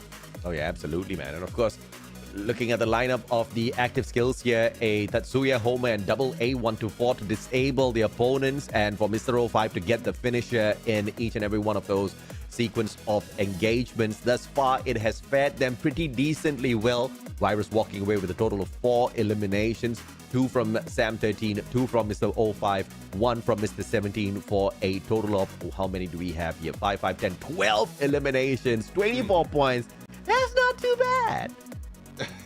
Not too bad indeed. Now let's see to what will be coming up. And elimination leaders, well, Team Falcons really show us some lot of prowess in that battle. They have been rushing a lot of teams. Thus On Fire as well as Peter has grabbed 13 total just from themselves. Wasana still in there as a slayer for Bermuda United. Gardu this time showing up for eliminations. And as we saw earlier with Dewa United, Polo Virus with 4 eliminations as well, as the key players would be coming from pretty much the same, but I love how Todak is showing up this time despite of them losing some of the matches, and we thought that they could have been taken out already. It was Kevin who helped them out. At this point, I'm starting to think Wasana is Mr. Wagger. Okay, he seems to be laying glue walls all over the battlefield as if he is the glue wall maker. He is the glue maker of you see all the fairy tales, all of the legends around the glue maker. Yeah, they were all built on the legend of Wasana. I mean, dude, 33 glue walls. Where did you even find that? That's a lot. That's a lot. If I'm saying that's the highest that we've seen so far. I'm just thinking back as to like what is the highest. I think it's around close to 30. But again, let's check on the game standings right now. Team Falcons top this match with 19 elimination, and no surprise, even an elimination leader, 2 of their players has taken 13. So Falcons They're doing what they do best, especially now that Reverse Red is not in play. They're the ones playing this layer of the game. It's insane that you walk away with just 6 placement points and still take that number 1 spot with 19 eliminations. This is that sandbag effect that we were talking about at the start of the show when we were looking through the cardinal rules of Free Fire. To collect points, you need those eliminations. Yes, the placement points do matter for the smaller squads, but teams like Falcon, Buriram, they can lean towards those eliminations. Surprisingly, Buriram is showing mercy. Buriram is not aggressive. Buriram is not hungry. Buriram is not going for the slays. They know they're going to make it. And they're actually opening up the battlefield here for a lot of the other teams to just play their best game. And I really, really respect that out of Buriram. They know that they can shine when they want to shine. And now it's just not the time for them to shine. They know the ones who are down here at the bottom are really fighting for what they truly have been, hoping and dreaming for a long, long time now. But of course, that's not going to take away anything from the teams that are struggling to find the top 12. There's a phenomenal amount of effort coming through from teams like GOW as well as Dewa. Yeah, they were United really tied it off against Heavy, and Heavy cannot do anything on that. And we saw earlier a little bit of why Heavy is still above They Were United despite of the ties, because we're still counting out on the tiebreaker. So we have seen great engagement overall, but we have to go for a quick break. When we return, a few more matches will be happening for the last day of the knockout stages.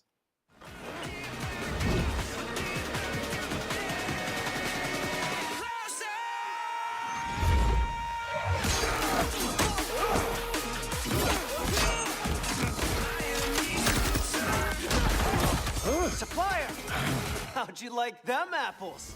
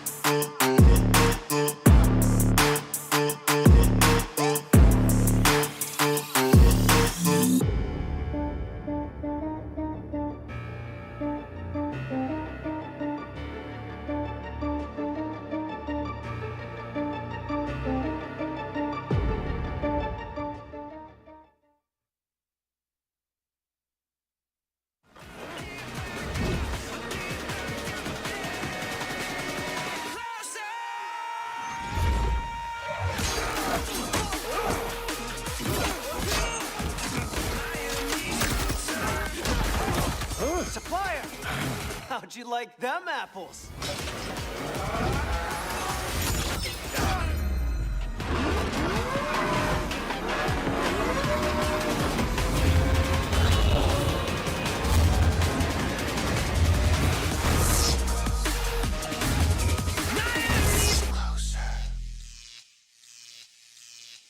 Welcome back, survivors. This is the Free Fire World Series Southeast Asia 2024. And to kick off the final day of our knockout stages, the final day where teams get to break into the top 12 and the bottom 6 gets relegated, we have 2 Booyahs, and both those Booyahs belong to teams that are currently in the bottom 6. Now, this is something I love, and this is something that I hate. You see the potential in these teams, but only when it comes to that final day where it's do or die, we see some miracles. I hope to see this from the very start and some consistent plays from these teams in the future. But I don't care, man. For now, I'm loving exactly what I'm getting. Neptune, we've started the day explosively. The flight path in Bermuda was hilarious. The final circle of Bermuda was hilarious. And, you know, it boiled down to something beautiful there as well. But either way, this craziness, this fun will not stop. We've got 4 more games. My name is AJ. I'm the Mustachio down here with Neptune, the gentleman Garcia. We are the voices that will guide you through all of this chaos. And I really love as well how the teams who are really trying to catch up on the top 12 is doing best or better this time around. But I couldn't agree more with what you mentioned. I mean, they could have started it already a little bit early into knockout stage, but that would depend on the mindset. At some point this time, the mindset is, well, we might be taken out, we might get in, so let's just play all our hearts out. And that's what we're seeing right now from the team, especially for the team of Daewoo United grabbing their first ever Booyah in this competition. Exactly. And I'm being such an Asian parent at the moment. the whole competition, my kid has struggled. And I'm like, yeah, you got it done now, but why couldn't you do it the past 67 games? But that's the only way to qualify into the top 12. Technically, you're not doing it for me, you're doing it for yourselves. But, you know, you get my drift, man. It's just so hilarious from this perspective. But GOW, it's not like they have not tried. They have 5 Booyahs to their name thus far, but they're still in the bottom 6. This team, you know, severely, you know, is underpowered when it comes to keeping the momentum up. They have got a lot of TNT in their basement, but they're only good for, you know, short, quick bursts of explosions, and then they move on to another bunker, TNT, throw a match in there, boom! And then the rest of the matches, they're all flat out, right? Everybody stood too close to the explosion, and now they're littered all around the battlefield. But fingers crossed, they kind of wrap their heads around this, because like you pointed out earlier, yes, Daewoo has tied up with Heavy. GOW is not too far away from them, just 10 points behind. So, dude, if you are Heavy, I'll definitely cry, because not only can you do nothing about it, you're not even in the top 12. You're definitely not going to make it to the final week. And here are the 2 teams that are showing you how you could have done it. Yeah, it could have been done by Heavy yesterday. They were very, very close. Onyx just pulled away, but this time around, Onyx couldn't pull away that much because it's getting too close for them, as well as against Daewoo United and even GOW, as we can see right now. I mean, only 31 points that Daewoo United needs for them to take over Onyx Olympus if Onyx Olympus doesn't make any points, and 41 points for GOW to do the same. And we're heading over to Alpine right now, but looking into these 2 teams that we just pointed out, GOW and Daewoo United, they're not doing well in this map overall. Bro, both these teams are not doing well in the grand scheme of the whole knockout stage. But they are doing well today. That's all that matters. Let us not think about the past. Let us focus on the present. This are, of course, the dominators of Team Alpine, Map Alpine. It's Buriram, Team Falcons, as well as Stalwart. And of course, from this particular equation, you are not going to be seeing Stalwart in action. We're going to replace them with EVOS Divine.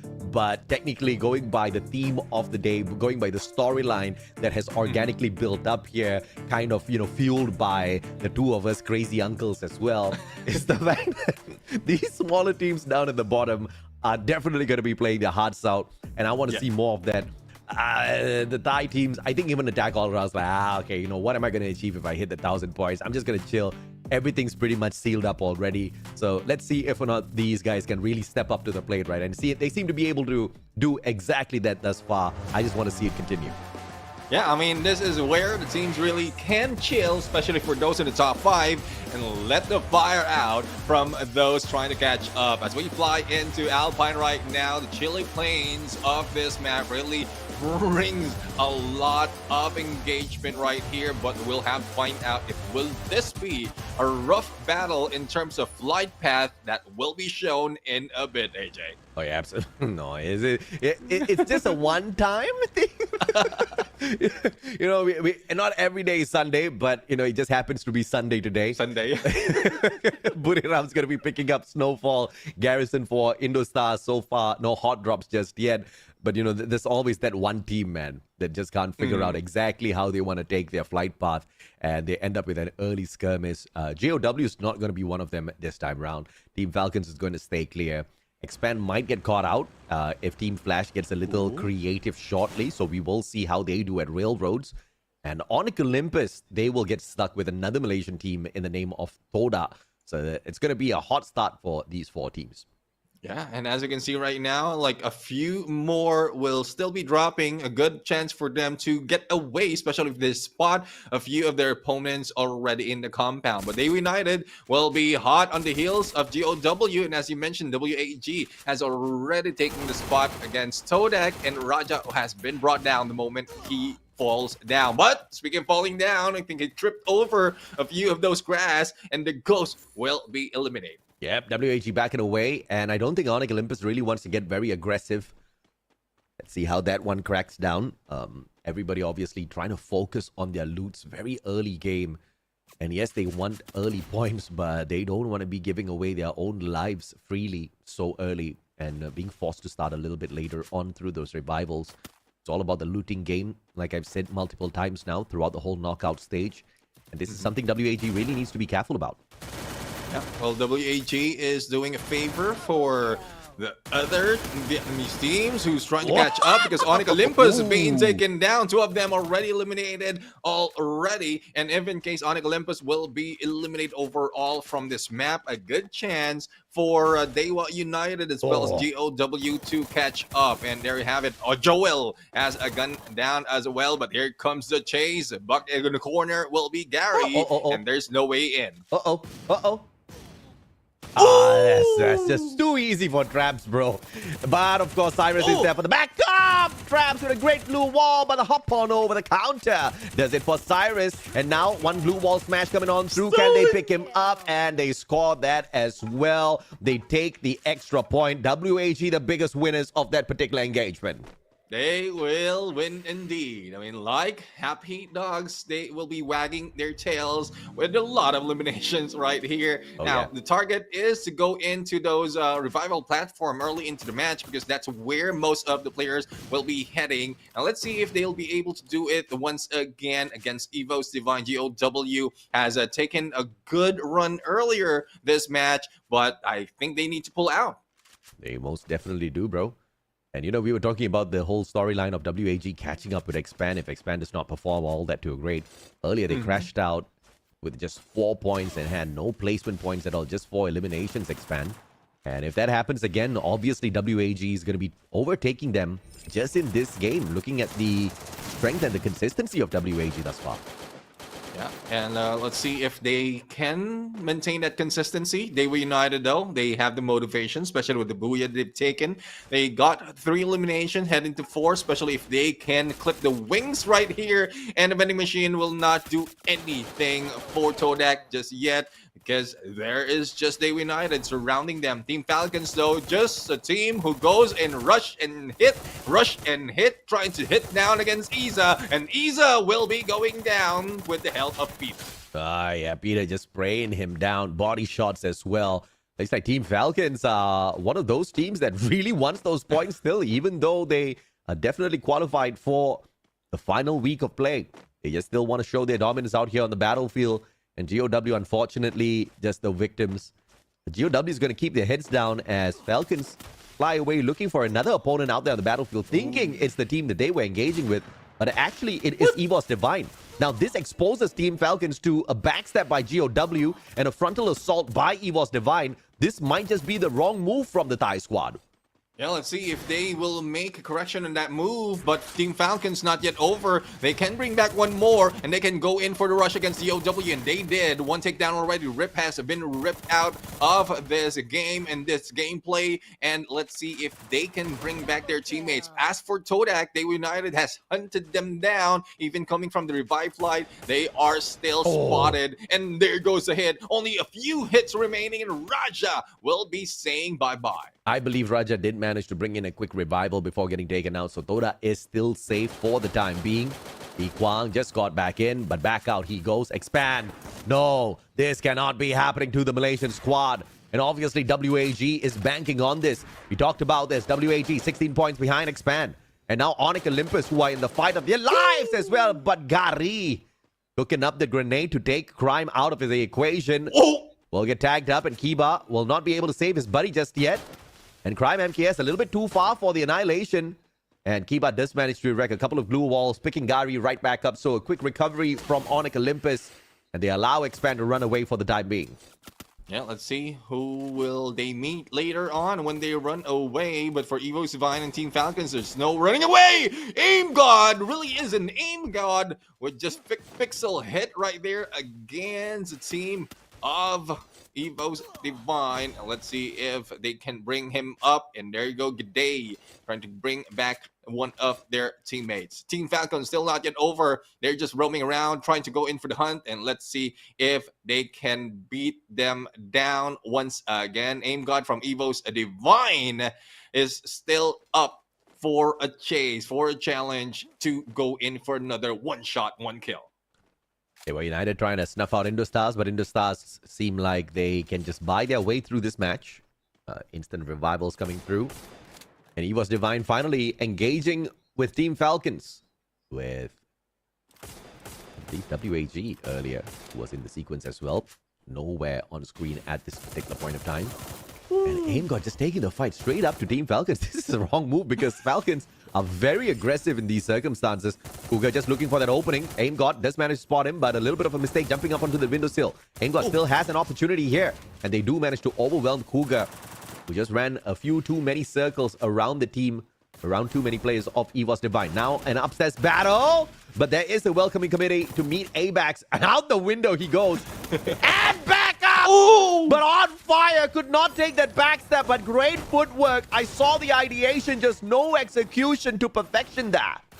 Yeah, and I'm loving how EVOS Divine is going in for the battle, though Team Falcons a little bit too aggressive. This is EVOS Divine going in, fighting fire with fire and aggression with aggression. Now going in to a different team, Bermuda United, who might be seeing a player or probably not. They're just going in for rotation right now, but I love how it ended up with EVOS Divine. I mean, Team Falcons has shown so much prowess in elimination, even from the earlier match, but they are being outsmarted and outplayed in that game. Yeah, the best of the best in Southeast Asia, baby. These are the squads, and they sure have the fire in them, the fire of survival. Buriram is collecting those vehicles so that it will aid their maneuvering around Alpine just a little bit more, a little bit quicker to find that circle for themselves. And obviously, apart from finding the circles, they need to look for themselves a good enough defensive spot away from all of the firepower and the battle heat that the other teams bring to them. Yeah, I love the number of eliminations right now coming from the team, but Team Falcons only one remaining, though they have 4 eliminations, especially when they try to beat down those weekend teams and players from earlier, from the early engagement. They are now the team in trouble. GOW will be running a little bit too close against EVOS Divine, and EVOS Divine still have that momentum, 7 elimination already in this game in a full squad, and let's see if they can take down GOW. And they were United on the opposite side of the map at base camp. Teasing the circle, understanding that the circle is slow. Don't want to tease the blue too much. The blue might just teach you a lesson eventually. Because, you know, the circle always catches up. Yeah, I mean, once it catch up, it doesn't just catch you. it beats you down to damage per second, and it increases on the phases. So it's like you're teasing your mother while your mother is chasing you, and you'll get a lot more when they catch up. And you know, Mama always catches up because you need to come back home for dinner, bro. It's either the slipper's gonna find you, or you're gonna come back home and still get hit by the slipper. And that's like a prime weapon indeed. No attachment needed. Still hits those long shots. Better than the M82B. Glue walls ain't gonna help you. Now Todak and Falcons. One more. Very cheekily hiding outside. Wing's gonna check out the tree, and I think he anticipates this. Don't hit him in the... Ah! What? Oh, one more! The ninja, I tell you. Look at that! Look at that! He just left behind the tree. Oh, this is just too perfect. Now, circle stops, circle 3 damages there. UAV is going to be sent out towards expand, so Todak's not going to be aggressing out in the open lands. So one more's going to be struggling with the damage. Glue wall comes out, and that's about it. Todak's going to secure this. And Team Falcons are out in 11. Yeah, Team Falcons giving us a little bit of fun and laugh, but there's no laughing at that gameplay indeed, especially if you are being beat down by Bermuda United. WAG, a team who has been doing and trying to pull away from the lead, is being taken down. But Moshi has been brought down with a grenade, and let's see if they can finish this off. Now, Moshi will not be picked up just yet, but WAG will be eliminated, and this is risky at some point, but I guess with Onyx Olympus' performance, it doesn't show so much of a threat. Just go to sleep, Buriram. Why can't you be like the hare in the story of the tortoise and the hare? Why can't you just sleep? You are so much further ahead of everybody else. You can afford a nap. But they're like, I read the story too, Mustachio. You know how it ended. Yeah, we all know how it ended. Buriram's like, nope, not today, not here. Even though we know they cannot catch up. Nope. Smart, though. Good thinking. Positive thinking indeed. Now let's see. Evo's Divine found Leave of Indo Stars and still roaming around outside of the blue trying to find a bit more. But Expand right now is, well, smelling a heap of trouble right here as GOW is trying to gatekeep them. But as you can see, the position of GOW, it's not that tight. This time they regroup, so I guess they really want to take down Expand, knowing that they can increase the numbers they have to be able to catch up. Oh, Ken's down on the ground already. GOW can overwhelm them now. X-Roy on the ground as well. A back-to-back. RIP with the Trogon grenades just supplied. Iza down on the ground as well. That's a good trade back coming on through. Expand. X-Roy still on the ground. Kens has been picked up already. A good recovery from Expand. And Faiz will just play a little bit of pressure and quickly double back down for that revival. And full team recovery for X-Roy and squad for them to back away. GOW giving them a lot of pressure. Faiz once again taken down, just forcing all of those pickups. And GOW is just not finding the finisher just yet though. Crime down, Ken's down, one after the other. They all get taken out of the equation. X-Roy, the final survivor. Faiz MKS trying to play a little bit of distraction here. Everybody surrounds him. Onyx Olympus out in 8th. And X-Roy and squad of Expand might just follow suit in 7th. The only few HP remaining managed to survive and get away. Will this be a chance for Expand to survive a little bit longer, but still runs in onto the blue and will try to get elimination. But speaking of elimination, Limit has taken down Cold Shield from Indo Stars. They United though doing what they did earlier, but this time a little bit harder with 10 eliminations already. They are just staying away from all the engagement, trying to get a better position and then beating them down. Yeah, attack all around, attacking from the back as well. And GOW unfortunately has lost a player to them already. Deva United playing the advantage, but now trouble comes knocking on their doors. Here comes the apex predator of this circle. It's Buriram United Esports, and they showed in the battle against WAG that they are not here to mess around. They are not here to take a nap. They are just here to overwhelm and put on a great show. I want to see a 1v4 from Moshi. Oh, let's see if Moshi will be able to beat them down up close and personal on the snipe. But Expand will be brought down and taken out of this battle. Dewa United and Buriram United now in the fight. Funa has managed to be taken down. And let's see if Wasana can pick them up. But no, there is no breathing room being given by Dewa United. But they are stuck with the glue wall. And no question that they want to move forward. But if they know that they're fighting against Buriram United, they might have been backing out. Ah, yeah, man. Funa got knocked down onto the ground, and Buriram just so quick to say, okay, maybe not you, I'll pick on you later, but you watch out. And they back away using the portal go to just flip themselves onto the opposite side of the battlefield. If it doesn't work this way, it has to work on the other side. And they come across attack all around. This is another big battle for Buriram back to back. Get high already, a sliver of health on him, but they do the exact same thing to Foki. Dewa United trying to overwhelm them, take advantage from the middle of the circle, but Endostars keeping Dewa United busy at the same time. And this will put attack all around in a very, very unfortunate position to battle with the circle.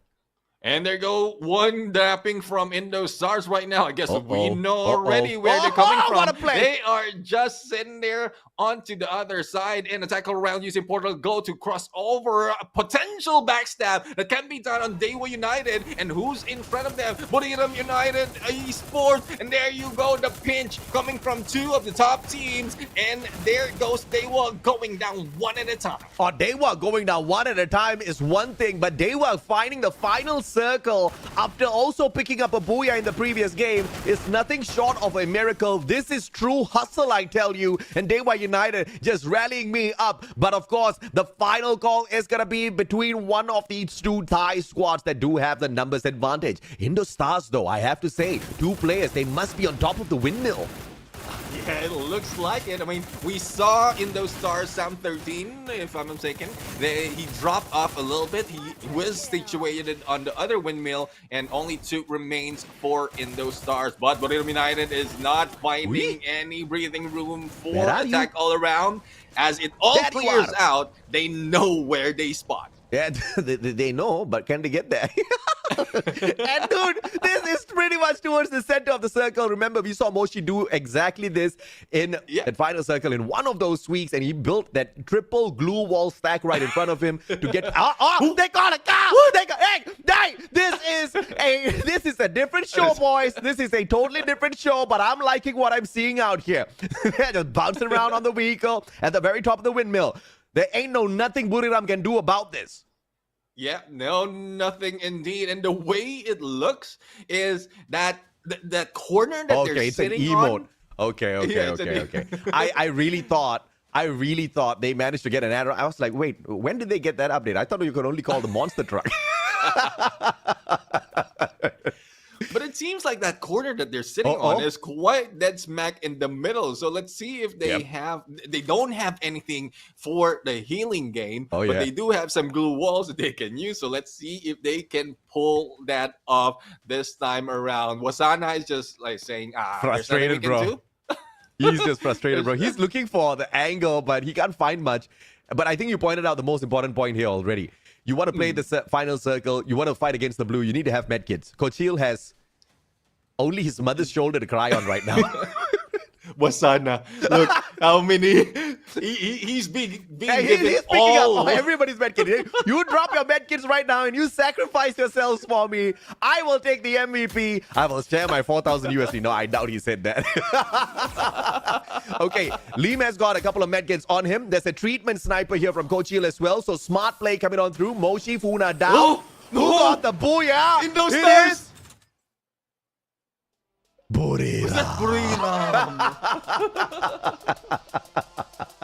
Okay, dude, I'm loving the final day of the knockout stages, man. I'm sure Karina's watching this show and they are lapping all of this craziness up. I cannot believe how far Free Fire Esports has come. It is now truly an entertaining show, end to end for sure.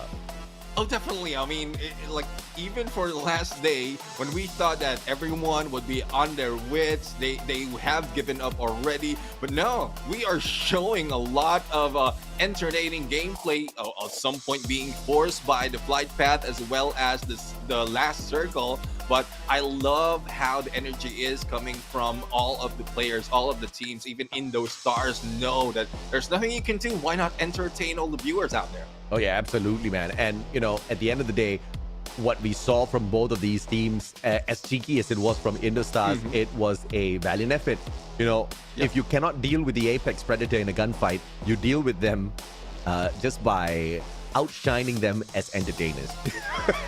It works, bro. It works. Indo-Stars, at the end of the day, they are also, you know, one of those teams who have booked their final flight ticket to Vietnam. They are going to be in the final week here. There's no way in hell they're going to get relegated from the top 12. But of course, they wanted the booyah for themselves as well. There's not enough medkit to deal with Wasana and his 12 medkits that he managed to pick up from the rest of his team members. Yeah, well, I guess there's no need to build a glue wall fort at that point, glue wall bridge, because they were just smack dead in the middle. But it's just a healing gameplay. But I love how it's turning up, not only for Indo-Stars, for Buriram United, but for the other teams as well. We've seen a lot of effort and a lot of tragedies as well, especially for Onyx Olympus, who is being chased by a lot of teams. Right now, Dewa United is just 21 points behind them, and GOW is also catching up. So this really shows how much each team has evolved, especially in the last day of the knockout stages. Oh yeah, absolutely, man. And you know, overall, in the grand scheme of things, Buriram, the ultimate eliminators, right? 15 eliminations. They could have taken a break. They started off against WAG, and they thought, you know what? Let's just we've taken it slow on them in Bermuda and Purgatory. Maybe it's time we keep our momentum up on Alpine. Because remember, Buriram is a team that already had scored 7 booyahs on this map. And they just want to hit a home run on this one, right? So they just pushed it to 8. Good for them. And if we do come to Alpine, like you said, the highest rate for picks on that random map, we might just bring it to them once again. But for now, let's bring the camera over to the Thai desk and hear what Buriram has to say. Hi first booyah from Thailand นะคะ and this is นะคะป้อนวาสนา from Buriram United Esports ค่ะ Yay! Can you tell us about the last scene because it's too risky เล่าให้ฟังเรื่องช็อตสุดท้ายของวอลเมื่อกี้หน่อยค่ะ ก็เมื่อกี้พลาดวันนี้ครับไม่ได้ปักไอวอลยิงเอาเลือดเกือบแย่ We made some mistake that we forgot to use eye wall to heal us yeah so we like knocked down and almost lost So it's like the tips for you guys that you guys can adapt to your play because if you want to heal more than just only medkit you can use the ice wall too right ก็เป็นทิปให้กับผู้เล่นทุกคนนะคะก็คือจังหวะที่แบบว่าเราสามารถใช้ไอวอลในการฮีลได้แทนที่จะแบบว่าพันเม็ดคิดอย่างเดียว So can you suggest any skill comp that suit meta or your position แนะนำคอมของสกิลที่เข้ากับเมตาตอนนี้หรือว่าเป็นอันที่เราถนัดใช้กับตำแหน่งเราก็สกิลที่ผมเล่นเมื่อกี้นะครับก็มีอะไรบ้างทัสซิยะ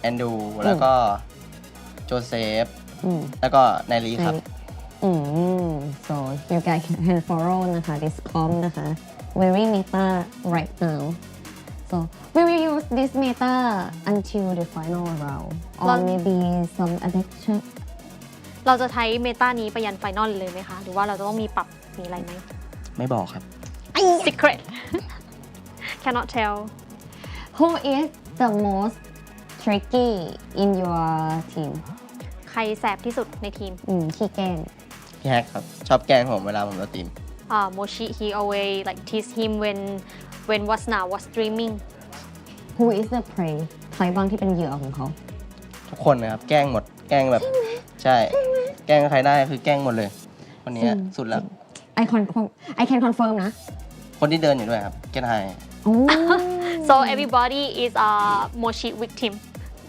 especially Get High also include Okay anything you want to say to your fans มีอะไรฝากถึงแฟนๆไหมคะก็พวกผมจะทำให้เต็มที่ครับแล้วก็จะเอาแชมป์รายการนี้มาฝาก We will do our best and we will become the champion of this Free Fire World Series C Bring the champion back home bring the trophy back home right Dad so Hope to see you next game.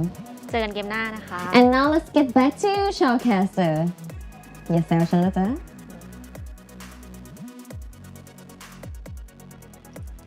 And there you have it, hearing from Buriram United. I mean, we've talked about this from the beginning of the knockout stages. This is a really good chance for Buriram United and Thailand to bring back home the champion. And even as of now, as you did mention, they could have rested, but no, they are still in a hustle, and this is just grind for them. This is a real grind for Buriram United. Dude, they are 240 points ahead of Reverse Red, who cannot do anything about this situation. Yeah, and you've got Team Falcons, who are struggling in their own accord. Team Falcons today have only picked up 38 points from the first 3 games. So, they don't look like they're going to overtake Reverse Red anytime soon. So Buriram has just, phenomenally outperformed everybody else. There are 2 full crazy days of booyahs away from other teams, and obviously that's not going to happen. Today's the final day of play, and they continue to extend their lead. Wasana, as usual, with the Tatsuya bursting around battlefield, but we've got a Steffi in here from Get High. Now this is a little bit of a surprise, bringing Steffi in here on the final day of the knockout stages just to experiment a little bit, and it's probably because he keeps rushing into his opponents alongside Funa as well, that he wants to avoid all of that grenade damage. Yeah, I mean, the damage indeed, especially from what we've seen earlier, there's a lot of damage being thrown in, especially if you're stuck into that glue wall. And it's a good start for them to really try it out. And this is something that they have done at some point, failed at some point, like at some of the instances in the weeks of knockout stages. But it's a good thing that they have plenty of leeway to do so. But as you can see, there's really no chance for them to slow down, because even Wasana and Get High is getting a lot of elimination as the top of this elimination leader right now. Oh yeah, no doubt at all, right? I mean, they were just absolutely proficient at picking up those eliminations. And those rushes are just too beautiful from the side of Buriram. The attack on WAG barely had time to pull up a couple of glue walls. They were already down, and the next thing you know, they were already out of the lobby. If you get aimed by the Apex Predator, you best believe they're going to catch up to you. You just better say your prayers when you get the chance, or else you're going to die without the final prayer.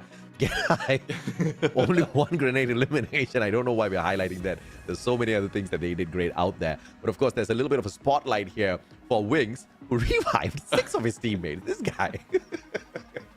I mean, at least he's not the one being revived so many times. Yeah. Because we've seen that. But, well, most of the time we have the Woodpecker, Trogon, and Bison combination overall getting a lot of elimination in a map. And I don't think it would change anytime soon. It might be different depending on the situation, especially if early engagement happen and a lot of elimination happens from the hot drops. That's where one weapon might pop off. But speaking of popping off, still not stopping, we have Buriram United with 28 points. Oh yeah, man, 28 solid points for a team that doesn't even need it. Attack all around, managing to pull a little bit of a recovery here, and they are now at 955 points, 45 points away from the goal that they didn't set, that we set for them. So I don't know if they want to achieve that or not. But dude, again, Dewa United and GOW, the two teams that are not in the top 6, sorry, the two teams that are currently in the bottom 6 are still here with their consistent performance. I don't care about the points. I just want to see overall in this particular battle among the 12, where did you land? And they're landing in pretty solid spots, right? And once again, like you said earlier, Onyx Olympus, they can do something about it, but they are struggling to do something about it. Yeah, I mean, though they grabbed 8 points overall from that previous match, but if the consistency coming from Dewa United, I couldn't say consistency because earlier they played with placement. This time they played with elimination. So they're trying something different, and I won't be surprised if they will be going for both on the next match because it's very, very close between them and Onyx Olympus. Only 21 points, 22 that they need to take over Onyx Olympus, and Onyx Olympus hasn't been that lucky to pull away that easily, especially with all the engagement they're choosing in the map. Absolutely, man. And of course, GOW has to find a little bit of a recovery here. And they are not a stranger to Kalahari. GOW does have one booyah here so far. It's not very fancy when you compare it to the 6 Booyahs that Buriram has, but that's Buriram, right? So the best case scenario here that they can hope for, and when I say they, I mean teams like GOW, teams like Dewa, Onyx, WAG, is for Buriram to come across Falcons, Buriram to come across attack all around a little bit earlier, allow the Thai squads to take each other out, or at the very least, hurt each other to a point where they stand a fighting chance against them, or else it's going to be very rough in the final circle.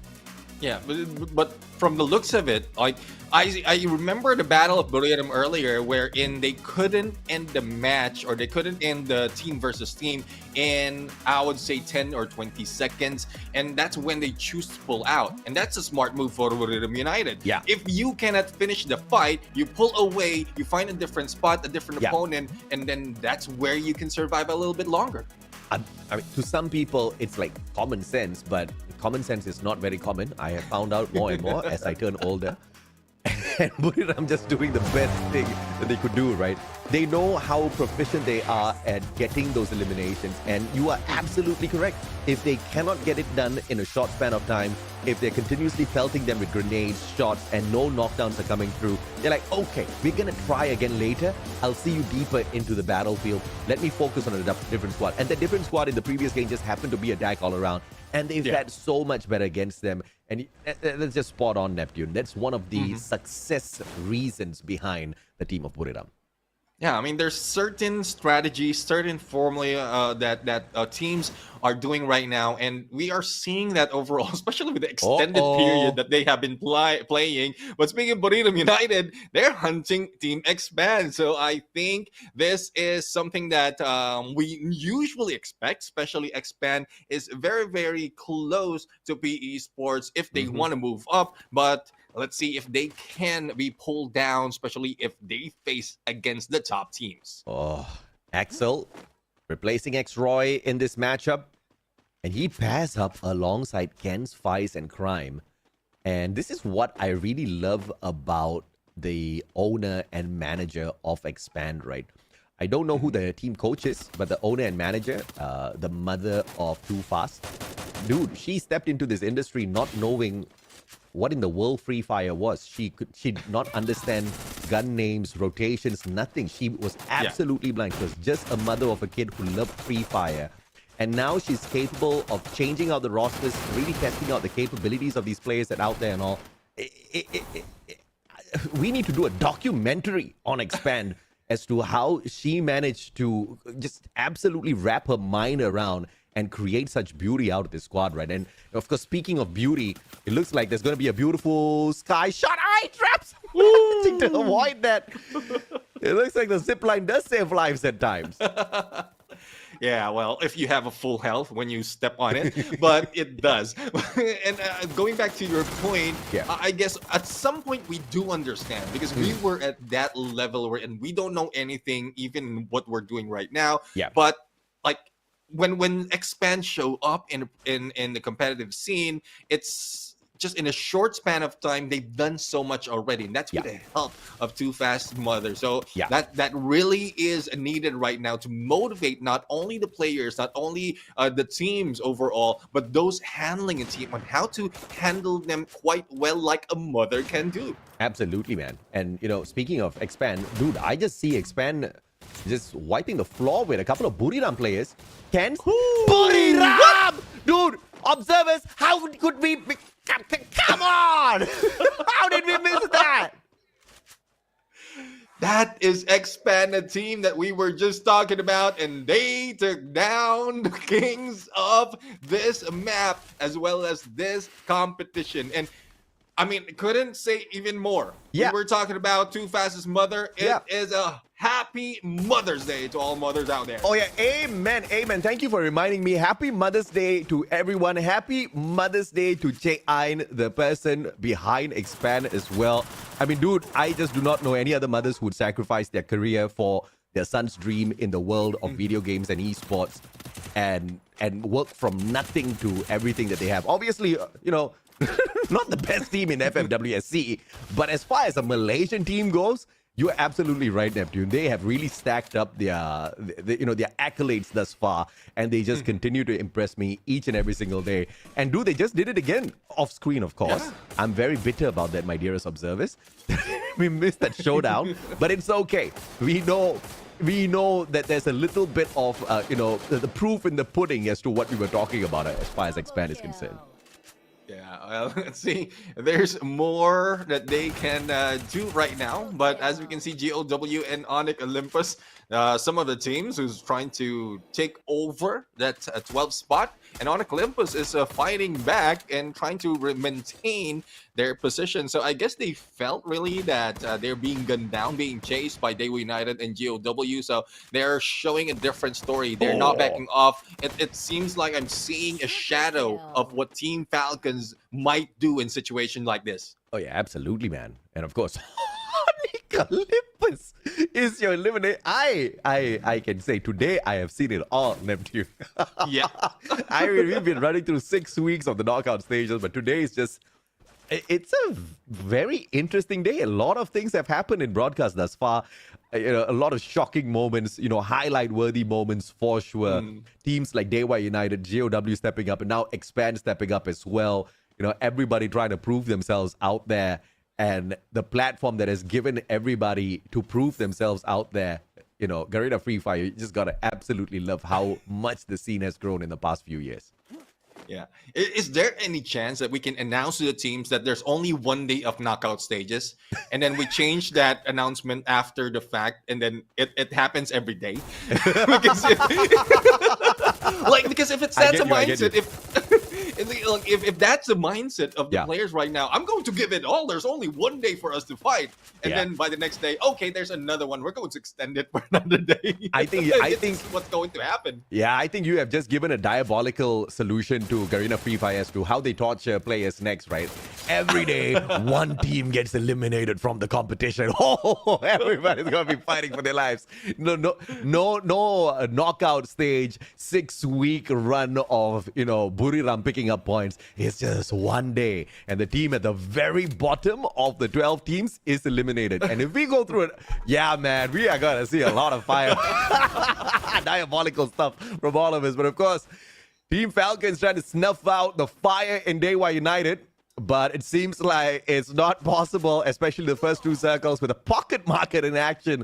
Those revivals are just going to be that hard reset for Daewoo United, as Mr. 17 just buys a lot of time for the revived players to go away as far as possible from all of this chaos, keeping himself still alive. Max 7, Peter, one more shot needed, and he does get it, but another player just flies out of nowhere. Cougar with the Trogon to end the progress of Mr. 17, but he has done enough for the squad. Everybody else have moved to safety.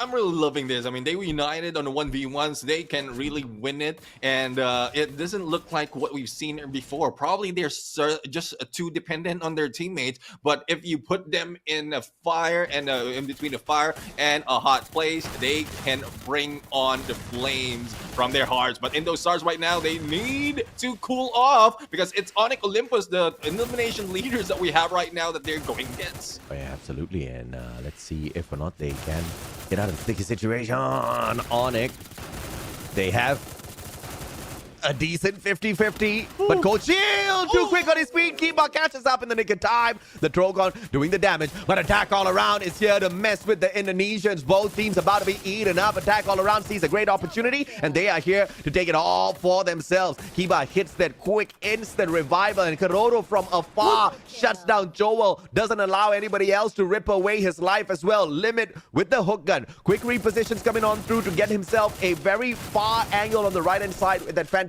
flank to continue the onslaught. They Attack All Around brings to the table, and it looks like Indonesia has to sit silent for a little bit. The Thai players are here to wreck them.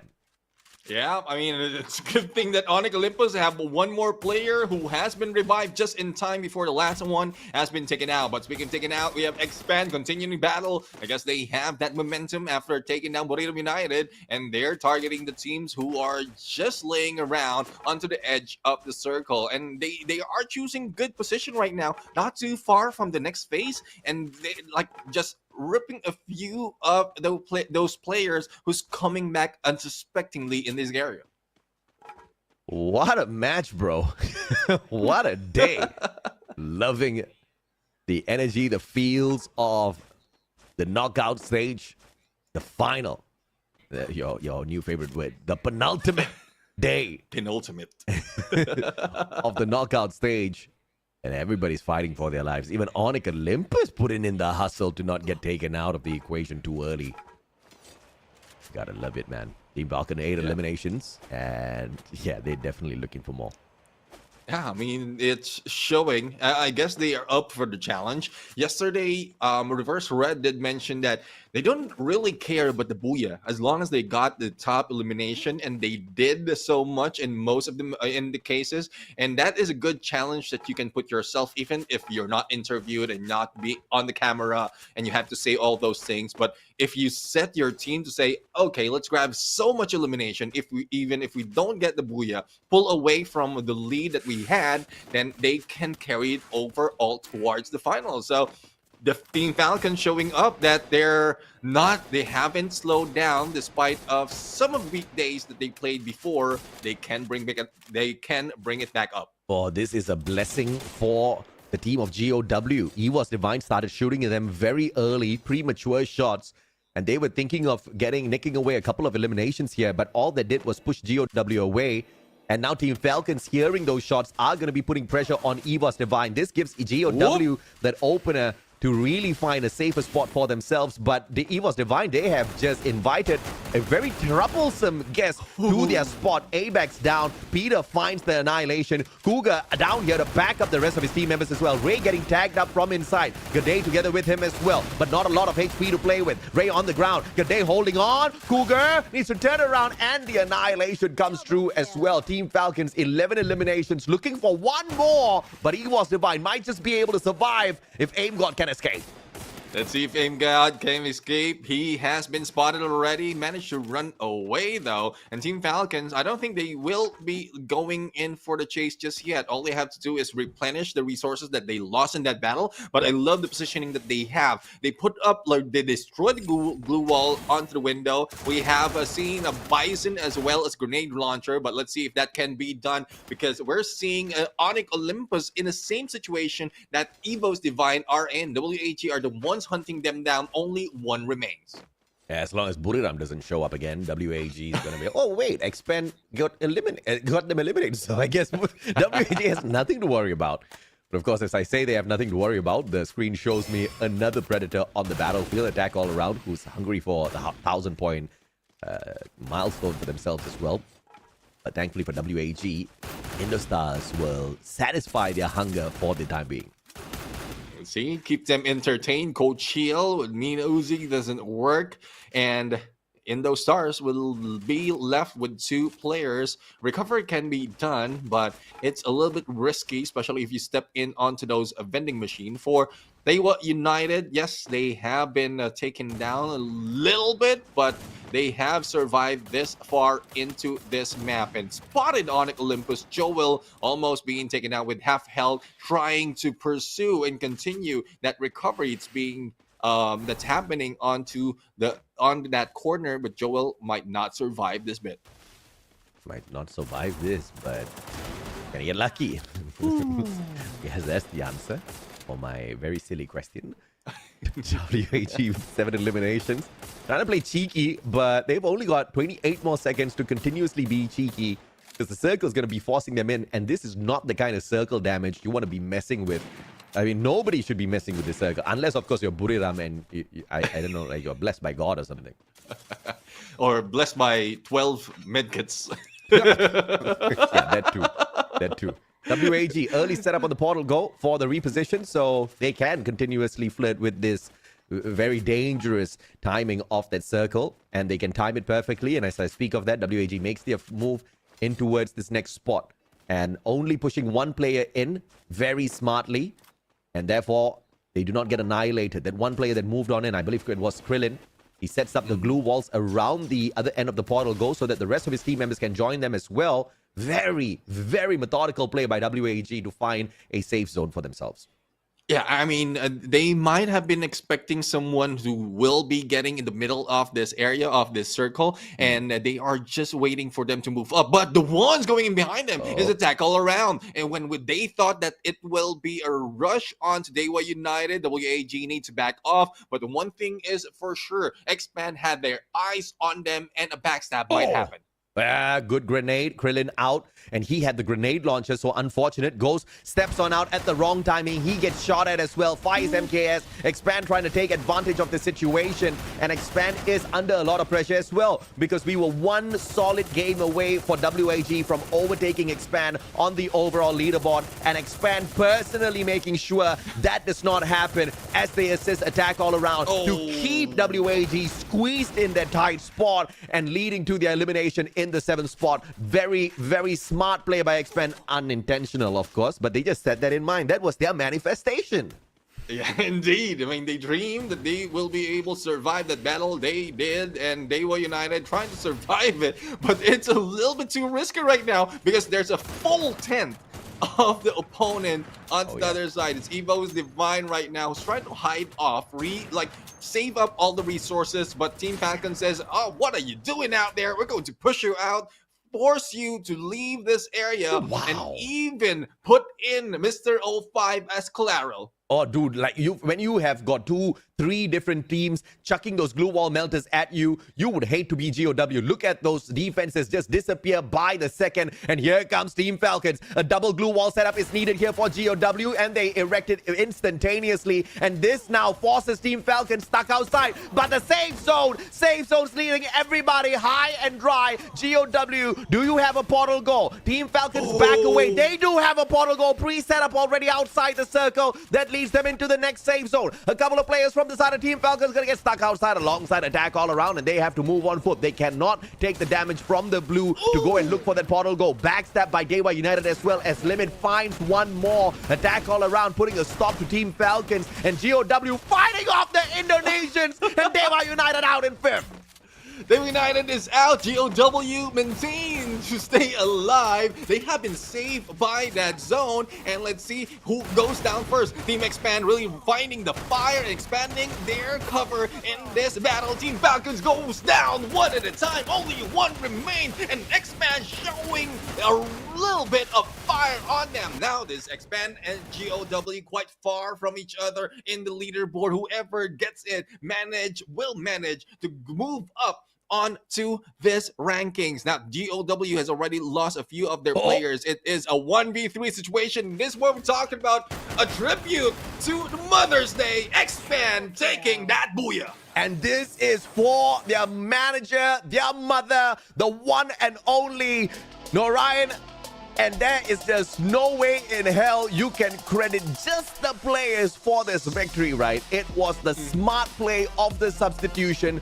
X-Roy wasn't cutting it. So thank you. You are our star player. And she was making Axel just sit down behind the scenes, watch what's going out there on the battlefield, and unleashed him on everybody else. Axel, the captain of the squad, he had just had enough of what was going on. He stepped in, took over from X-Roy, led the team to victory. Solid booyah for themselves. And I think I smell a very capable coach there in the background. The ex-captain of Team Expand could just be the new coach of the team. I mean, why not? I mean, you know the team, you know, like pretty much of most of the know for Free Fire, and that is what would help them get more of the booyahs. But I love what I'm seeing from Expand right now. Again, I couldn't emphasize this even more. Why show it towards this final moment? But again, Expand has nothing to lose right now. They are in a good position to maintain their spot in the finals. Oh yeah, I mean, beautiful stuff, man. This final day of the knockout stage is just bringing a tear to my eye. But yes, with a manly flex, I say just one tear, not tears. It's just crazy. The effort, you know, the heart, the soul that's being pumped into these matches. Not just by teams like Expand, you know, who walked away with a booyah, but we're talking about Dewa United making a fight for that finals. Dewa United consistency, looking for that final circle. This just really shows, right? When the fire is turned up high, these teams, they fight to stay alive. GOW consistently, game after game after game, looking for that final circle as well, almost taking the booyah for themselves. This is the beauty of Free Fire. This is the beauty of the growth of all of these squads. And Expand, they eliminated the Apex Predator in the 12th spot early game before getting all of the shenanigans worked out on this map, right? And Kalahari, the strongest team here is Buriram United Esports. What Expand has done on this game is mind-blowing. Yeah, it's monumental indeed, and a lot of props to everyone right here. And we like to hear as well what is the mindset of Expand right now. So let's bring it over to Team Expand for the interview, and let's hear what they think about the game.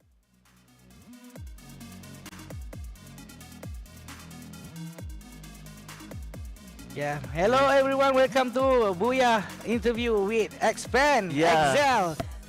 Hello Excel, how are you feeling to get a Booyah today? Bagaimana perasaan anda? Perasaan saya dapatkan Booyah untuk game pertama yang saya bermain, saya sangatlah gembira dan sangat seronok lah main pada hari ini. Yeah, he feel be excited and happy because the first game he get the Booyah when he play. Yeah. So okay, we can see that the fourth game you go to Buriram Broad Spot. So is it you guys just to try or you guys already want to aim Buriram in the grand final? Ya, bagaimana? Korang memang sengaja nak langgar Buriram, lepas tu korang menang, apa perasaan sebenarnya macam ni? Perasaan menang dengan Buriram tu sangatlah seronok sebab kita dapat jadi macam cosplay jadi Buriram. Ya. Memang sangat gembira. Sebenarnya memang target memang nak ratakan Buriram lah. Kalau untuk game yang tadi memang target untuk turun di tempat Buriram. Okay, they said their target is to fight with Buriram. They managed to win, then they really happy and excited lah. Yeah. So any you want to say to your fans out there because you already get a Booyah today? Ada apa-apa nak cakap kepada fans? Kepada fans, terima kasih sebab sentiasa support Expand. Daripada tidak Booyah dan tiba-tiba jadi Booyah. Terima kasih. So to all of the Expand, what he said, thank you for support us from didn't get Booyah until we get the Booyah. Yeah. So thank you so much. Right. That's it. I think that's it for the interview. Then back to Shotcaster.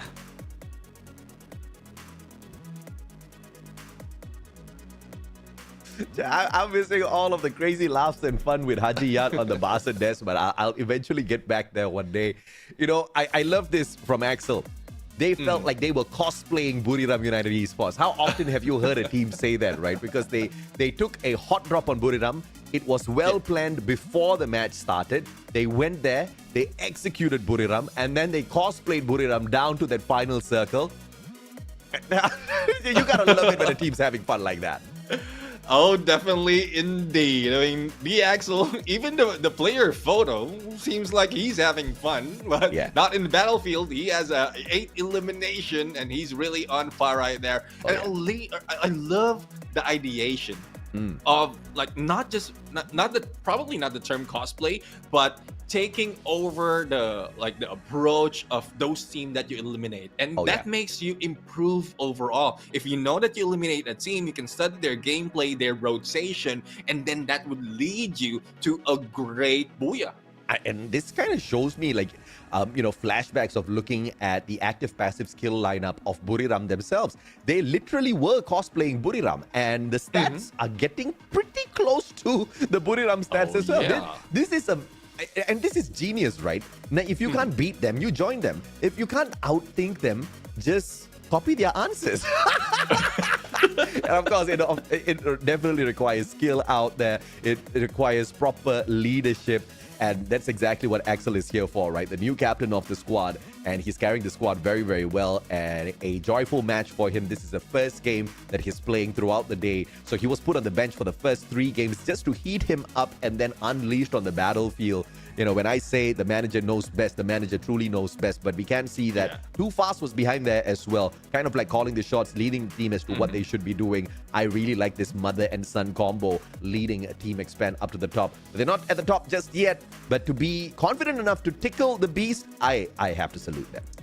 Oh yeah, I mean, who wouldn't, like, who would dare do that? And it's a good thing that Expand started it off, and won't be surprised if some of the teams will try the same, especially from the performance that we've seen all overall. But one more, like, there's a lot of damage coming from Team Falcons that has brought in a lot of fire and a lot of potential for elimination, and we'll have to see later on if they did so. But weapon of choice for this game is a Trogon with 127 on the elimination, followed by Woodpecker. Surprisingly, quite switch around compared to the other matches in Kalahari, but Bison a little bit low on elimination. So up close and personal, not that much, or probably other weapons are being used apart from the Trogon. Oh yeah, absolutely, man. And of course, you know, the Trogon, the star weapon out there, if you can pick it up, you definitely want to abuse it.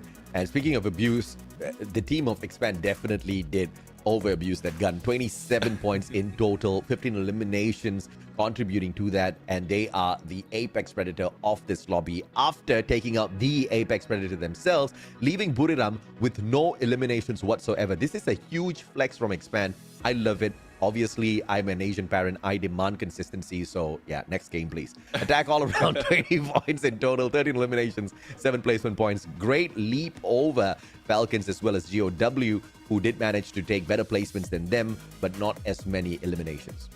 Yeah, for GOW and Onyx Olympus, the chase continues, but they're leaving Dewa United behind, especially if they perform this time every match. But I guess it's Onyx Olympus' chance to really maintain and fight away anyone who's trying to take that 12th spot. But as we can see, it's not that far coming from both of these teams. 27 points needed by Onyx Olympus, or by Dewa United rather, to beat up Onyx Olympus from that spot, and 32 from GOW. And this is only the 3rd overall booyah that Expand is getting in the competition. And that's just insane, right? For a team that has so few booyahs, but still hanging up here in the top 12. Pretty confident with where they stand in the overall grand scheme of things. They cannot be like the hare that fell asleep and let the tortoise win the race. And this is like, the tortoise is the Ninja Turtles, and it went and slayed the hare before getting the race. It's insane stuff. I love the storyline, but we're going to take a quick short break. When we come back, the final 2 games of the knockout stage.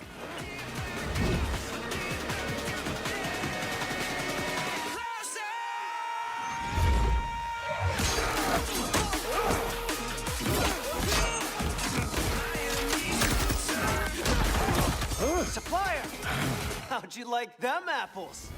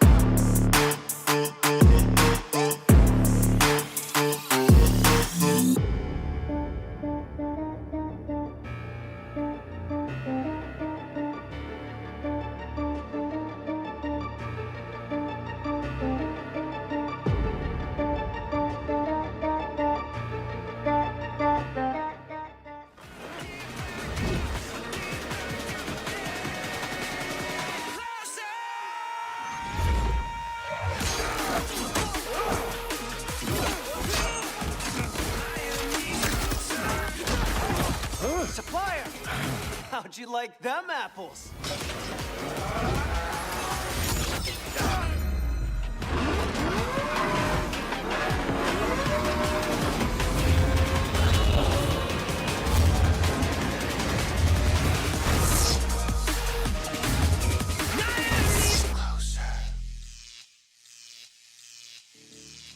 Ladies and gentlemen, welcome back to the craziest show of the Free Fire World Series 2024 for Southeast Asia. This has been the crazy beginning of the final day in the knockout stages, and I would love to see the final two matches where everything might go insane for the team. I am Neptune the Gemma Garcia, together with the Mustachio AJ. We will be your shoutcaster for the two more matches. I love my job. Dude, you seriously do not understand how big of a blessing it is to sit here, watch a bunch of amazing Free Fire games, scream for them, shout for them, hype it up as they just bring out all of this magic that we talk about, the potential situations that is about to happen out there, and they just go out and they play to that story or they play against that story. Either way, everything is so exciting. And we're only 4 games in. Okay, the craziness still hasn't ended. 2 more matches to go. One's on a random map, so we don't know where that's going to lead us. We just saw Expand snuffing out Buriram, wishing their owner, manager, Che Ain, a happy Mother's Day for taking care of them and guiding them to greatness in this way as well. There's just so many things happening here. That first flight path on Bermuda, I'm expecting that again. Now I'm becoming like you. Dude, I mean, I would say at this point in time, since you mentioned all of that, Team Expand right now at that moment, and hopefully carries on, is just playing it with all hearts. They're playing it to the heart. No more thinking no more overthinking, no more understanding who the opponents are. All they have to do is just play their best, and if they can try and take out the top teams like what they did earlier, then just copy and paste. Why not? It did work for Expand. Why not try to do that against Team Falcons? Try to do that against Attack All Around, and they might be a better team afterwards. Yeah, and Expand just needs to. But here's the problem that I have with this team, right? Great moments like these are exactly what riles me up. Gets me very excited. And then Expand is the team that just gets overconfident. They start getting a little bit too excited with moments like these, and then they crash and burn. They cannot afford a situation like that. So this is going to be their true test. Their true test is not whether or not they can beat Buriram on a hot drop. I mean, I can't say anybody can do that, but I've always believed Expand is capable of that. But how do they work off of this extra momentum? Can they keep up this pressure with their own egos in the back of the mind? At the end of the day, they are quite young. Sometimes when you get a little bit too excited, it plays up on your ego, and those ego, makes a couple of crazy decisions out there on the battlefield that doesn't fare too well for your overall team's performance. Yeah, definitely. And speaking of overall team performance, this is the overall standings from left after match number 4, and you can see how close it is for that 12th spot on Olympus. It really doesn't want to let go of that, but there's not so much chance of them to move up because they are quite deep, 73 points in difference against WAG. All they have to do is just hold on to that, grab a few more points against Dewa United and GOW. Absolutely, man. And of course, as we hop on over into Nextera, game number 5, map number 5 that leaves us with only 2 more matches to complete. It's no surprise here at all that the Apex Predator here is once again Buriram United Esports. No matter where we go, it's just going to be the Apex Predator, Buriram. But we have seen that even the Apex Predator can be absolutely demolished if anybody dareth take a hot drop against them. And I have a sneaky suspicion, just like you, that more teams are going to take a little bit of a indication from Expand and now believe that, oh, wait a minute, we never bothered to see if or not it's a possibility, but Expand has just proved that it is. Yeah, I mean, it is a possibility, and there's huge risk as well.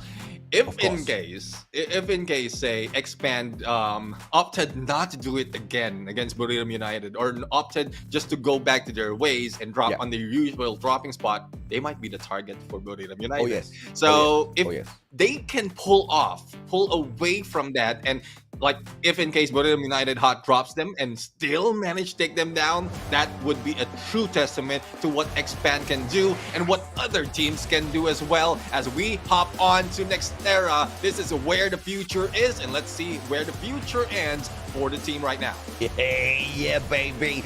As we hop on into the final map in the rotation of 5 maps before, of course, we bring the randomizer into play. I am just waiting to see if or not anybody takes lead from Expand, or whether or not, like what you just indicated, may happen. Expand going back to their usual drop spot, but this time being hot dropped by Buriram. That'll be truly exciting to witness on this final day of the knockout stage. But I also have to say, it was really smart of Expand to try those shenanigans, to try that, very cheeky move on the final day of the knockout stage, because technically when we come back from the end of today, we are already in the final week, point rush, grand finals. It's too risky for Buriram to do anything crazy. so that was a genius move from Expand. Yeah, ingenious and enjoyable as well. Oh, yeah. Like I think, like even if they fail that mission, it doesn't bother them that much. They're a few points above or below like RRQ, and RRQ cannot do anything about that, but they're still on the same spot. PE Sports cannot move up against them because they're coming from Group B. So it's just a best way to try new things, and we've been talking about that overall, especially on the last day of the knockout stages. Flash caught in a unfortunate predicament here, up against a very strong team of Attack All Around, and obviously, that. Oh my, come on, not like that. Shit, just landed, and there was just no time to breathe at all. He got instantly snuffed out. Indostar's trying to do the exact same thing here to Onyx Olympus. It's a battle between the Indonesians, and I don't know what's the idea here for Indostars, but they're gonna stop their own brothers from getting into the finals. Well, in the stars right now, they don't know that it is Onyx Olympus that they're chasing on. But let's see on what they go. 18D right now, the aggressive player of this team, and there goes the jump on him, but still managed to go in. Vector in hand, plus execution. 2 down already for Onyx Olympus, and here comes back up. A little bit too late though, but I guess they can put in a lot more of work. 11 teams remaining here. And it looks like Nextera is off to a pretty explosive start. Not the strongest of team getting eliminated first, but that just means that this is just going to get a little bit more heated as we continue the process of finding the teams that make it to the final circle. If you've just got an all-star studded final circle, that is going to turn into a game of chess. Yeah, who makes the wrong move? Who makes the move first? Well, let's see. Todak right now challenging Attack All Around. Pungad is already on top of this hill with 1 glue wall to work with. Zen will try to go in. It's a good thing he was able to pull up that glue wall, but Pungad was just waiting for him. The rest of Todak has been cut short in their approach. They slow down in that rush, and they might be outsmarted, but no, Raja says no, goes in for a takedown, and Wings is just supporting them from afar. Oh, this is just the kind of capability that Attack All Around has in their arsenal. And Todak just has very few opportunities to back away, and the Wings get clipped once again. Pungad with the Woodpecker from afar, but a 1 final second revival keeps Todak alive in the competition as the elimination leader spot is taken by Attack All Around. Dude, if this continues, it's no surprise that Attack All Around will take that number 4 spot. They're 25 points behind Team Stalwart Esports rather, and 8 eliminations already. Well, it will be very, very close. They still have 1 more after this match, and they are doing fine. For Team Falcons, they're trying to go and get a lot of elimination, but one of them has gone down already. They need to recuperate from that damage, and they're battling GOW, who's also on the chase against Daewoo United on the standings. Let's see if or not this is going to be an easy one for them. Ooh, GOW has to eat the grenade hold. Dian, a sniper of health left on him. Blue walls, is that available? Unfortunately for him, he's met by On Fire. That shot just needs to clip just a little bit. Esports Divine on the opposite side of this battle. As Unfortunate up against Buriram, but they do manage to get 3 players down on the ground. Get high. The final one here goes in for the pickup. One nice grenade can just put him out of the equation. Oh, she picked up. A player does appear. Sana's out of the equation, but Buriram still survives this. And Esports Divine, I don't think they have enough on their side in terms of firepower and players to do anything here. And Gade could not pick up his team member. Goes for the revival instead. And Esports Divine will continue to survive this.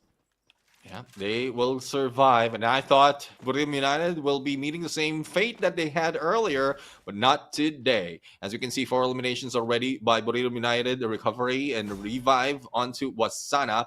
But as we go in, 10 teams remaining, a lot of engagement has happened all around, and Onyx Olympus was on the losing end, and 2 of their players has been taken down by different teams. So let's see if they can survive this battle, as Gary is on the horizon. A little bit too close though on Daewoo United, and I mentioned this already, they are in a chase for the top 12.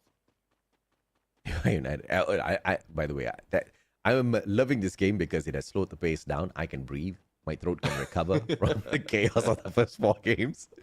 But you know, too much silence early game really does worry me as well for the state of the final circle. Because it's not because I'm not going to get excited. I'm the most easiest excitable person in the room, okay? I know how to have fun. The problem is too many teams, they spoil the soup in terms of entertainment. And speaking of spoiling the soup of entertainment, Attack All Around just being pummeled by Expand. Although not too many eliminations picked up by the Malaysian squad off of their previous Booyah. But they are out on a hunting trip here. Yeah, hunting indeed. Let's see if they can spot a few more of Attack All Around. And they already hit 1 with the vehicle. It's a good gameplay that they have. Smashed dead into the player, and they can use a Pearl Go to go in for the backstab. I think they have spotted already Crime out in the open. It's a good thing the rest of the teams is already on his side, but Folky is the target. Not spotting one from afar, who is Keroro, but a little bit of damage being received by Keroro, so I guess they have all bases covered right now. Axel just pushing his luck here, out in the open, taking the damage from the ice. But still going in. Portal wall put them in a very, very threatening position up against Attack All Around. But the glue walls, very sneakily erected by Keroro, will keep him in a little bit of a safe space here. Poongod circling around. He's going for the finisher onto the final person. But the portal go retrieval here by Axel. He hits the U-turn to support the rest of his team members. Poongod right outside the door. Axel can't find him just yet. By the time he finds a better position up on the window, Folky says hello to them as well. And a little bit of chaos here that Expand has to deal with as Crime MKS gets knocked. Now let's see if they can bring them back. Crime will be revived right now by Faiz, but as you can see, 2 eliminations being done by Evo's Divine, but they might be in trouble, so hopefully they can recover. WAG right now has done that already ahead of them, and the blue is damaging them as well. As a carnage continues right now, Ray has been brought down, and fight is being taken over by Evo's Divine, beating some of the players of WAG. Yeah, Evo's Divine doing great up against WAG. Krillin and Dolphin, though, have got Aim God stuck in a very tight corner alongside Bara. All of those glue wall melters being dropped, and as the glue wall goes down, Evo's Bara comes out hard with a Bison, but Aim God is the one that gets dropped by Dolphin. M1887, and with the mini Uzi alongside the M1887, WAG overwhelms Evo's Divine. What a crazy play! Crazy play indeed, and WAG right now, I mean, really showing that they deserve that spot in top 12. Let's see if GOW will be able to come up with a few more of elimination and points as well. They are going in for a hit against the final member, or probably not final member, but one of the members of Evo Divine, as one of them has been revived, and they only need 5 more points to catch up to Daewoo United. So the race is on right now. Who gets more points, more eliminations, survive a little bit longer, might be taking that top 12. And now 32 players remaining. Of course, this can change. The vending machines will pay dividends to that. Bara doing exactly what I was talking about. And the number of players go up, but unfortunately with his sacrifice, it goes right back down. Let's see if they can still battle against attack all around. Glue wall to make him survive. And Kororo right now is still alive, but no! The push by 18 Deer, and I love how 18 Deer has maintained fire on him, maintaining consistency in rushing the opponents. A little bit risky though, but he really trusts his teammates that he will be backed up by them. Ungod right now being stuck in the corner, and they will be let go right now by the observers as we see Daewoo United going against Team Falcons. Falcons on the chase. Daewoo United backing away, good glue walls to block out all of the damage, but the glue wall melters, back and forth we go.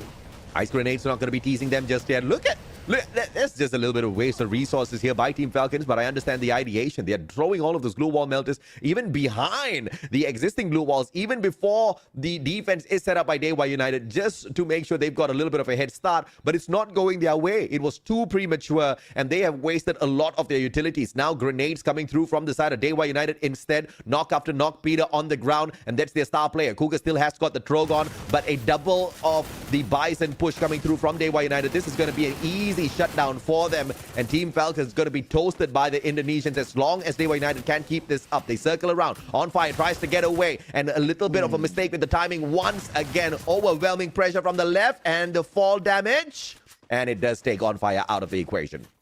And there you have it, 4 eliminations coming from Daewoo United. They still have Expand on their side, but hopefully they don't get too cheeky right now, because Expand is getting ready, preparing for the battle at hand. Not only that, we have Onyx Olympus who's trying to survive onto the side. Indo Stars has been eliminated into the battle, and as you can see from the bird's eye view, a lot of potential points that can be grabbed by Daewoo United.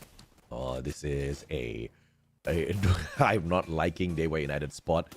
It's very, very difficult to get off of this annoying bridge. It's great at one point, but you always say you're welcome. It's like what we used to see on Kalahari, right? Before the hook gun was introduced in the vending machine. If you stay on the platforms for too long and then you want to take the jump down, the animation from that fall, the fall damage that you'll have to face with is just too overwhelming. But it does have a good advantage in terms of the bird's eye view, and that's what Buriram is trying to attain for themselves. They just want to rake up all of the eliminations from on top of this bridge.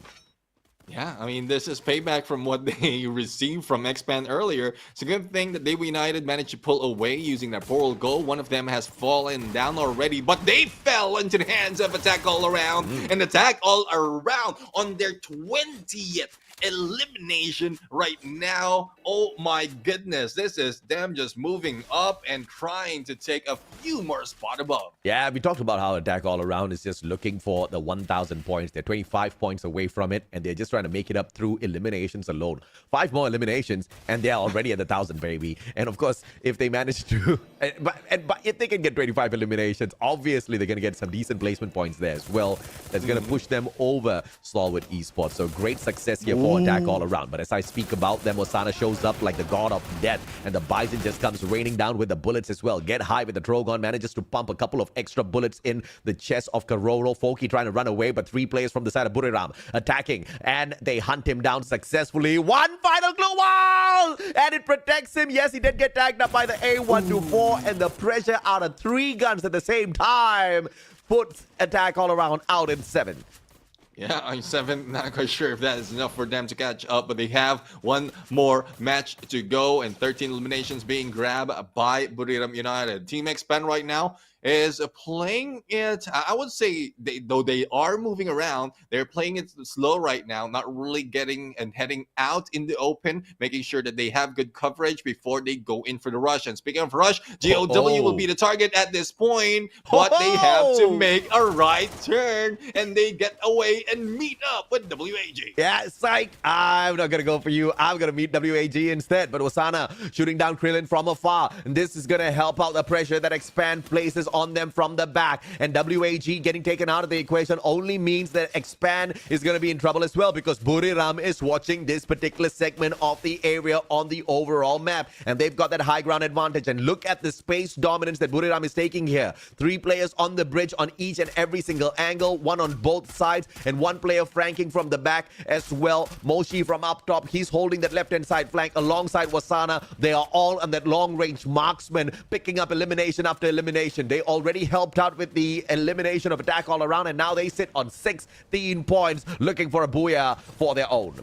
And I think it's very, very close for them to take that Booyah. If they can maintain this, I believe they are in the middle of this circle and they can just play around. The risk is already lost because there's no one joining them in here. But the risk is up on Gardo. He has been trying to survive, trying to get away from the sides of Buriram United. Portal go a little bit too cheeky right now at this point. But what can you say? It is Wasana right here who wants a moron elimination. And Crime has dealt with a crime and has been punished. Oh, this is just a very smart play from Wasana. Double. Can he make it a triple? All at the expense of the one and only Expand. Excel, a sliver of health left here. Wasana once again. Back to back. But of course, Funa chipping in from afar. Moshi shuts down Cyrus. 20 eliminations for Buriram United Esports already. And obviously, they're going to try to make it 23 as well. All at the expense of GOW now. And it started off with Iza. Funa going in for Dekwang and RIP at the very same time. 20 eliminations still made into 21. The 22nd comes through as well. And it's gonna be Buriram United Esports with yet another booyah.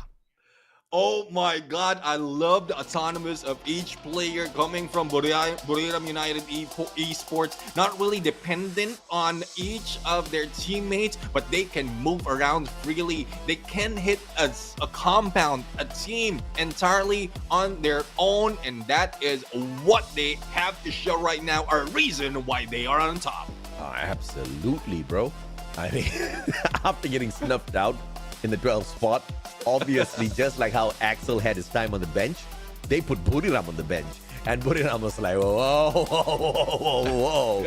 We are not dead and gone just yet. And what a massive comeback for them. They rose to the occasion. This is not even their strongest map. But of course, they've sealed the deal once again. Massive eliminations on the other side as well. 23 in total. It is going to be a total of 35 points they grab from this next Terra map, which is insane. Yeah, I'm really excited now for the interview to hear what Buriram United has to say, especially on what happened between Expand. But I think there's a little bit of respect that has been shown by Expand overall. Not really that much that would affect the gameplay, or I mean the mindset of Buriram United.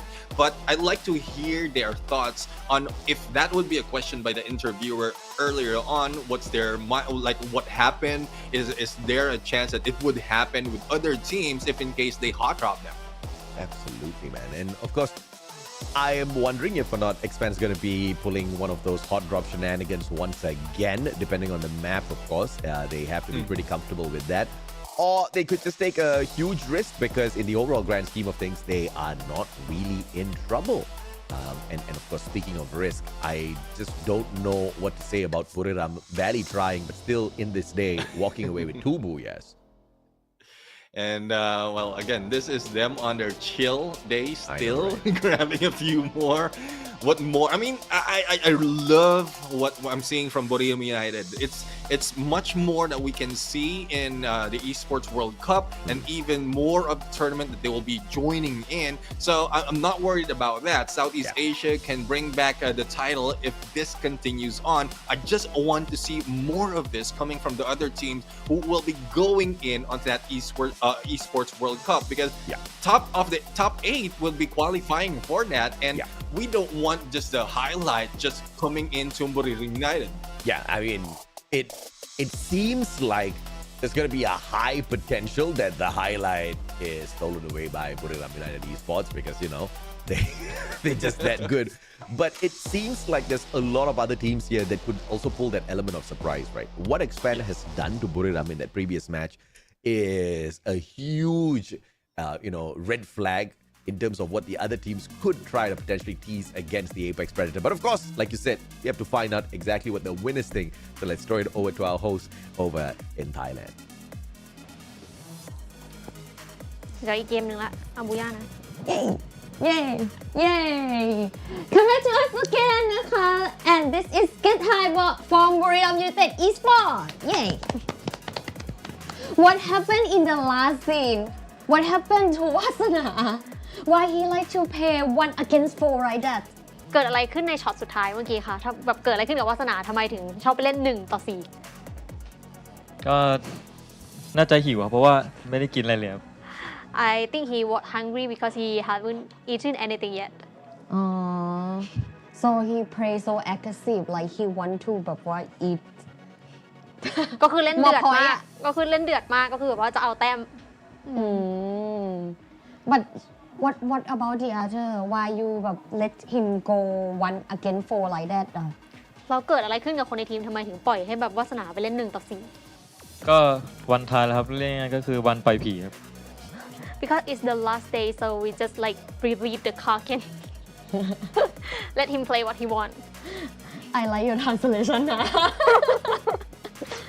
Okay anything you want to say to your fan because you have only one game left มีอะไรอยากฝากถึงแฟนไหมเพราะว่าเหลืออีกแค่เกมเดียวละ What you gonna do ก็ฝากเชียร์ในรอบการไฟนอลด้วยครับจะทำให้เต็มที่ครับผม cheer for us for the grand final we will do our best Yay Can you dance one move before we go เต้นทัน เฮ้ยทำไมทีอย่างเงี้ยเข้าใจเชียนี่วันแอคแล้วนะคะทุกคนโอเคค่ะ and now let's get back to you Shoutcaster the last game left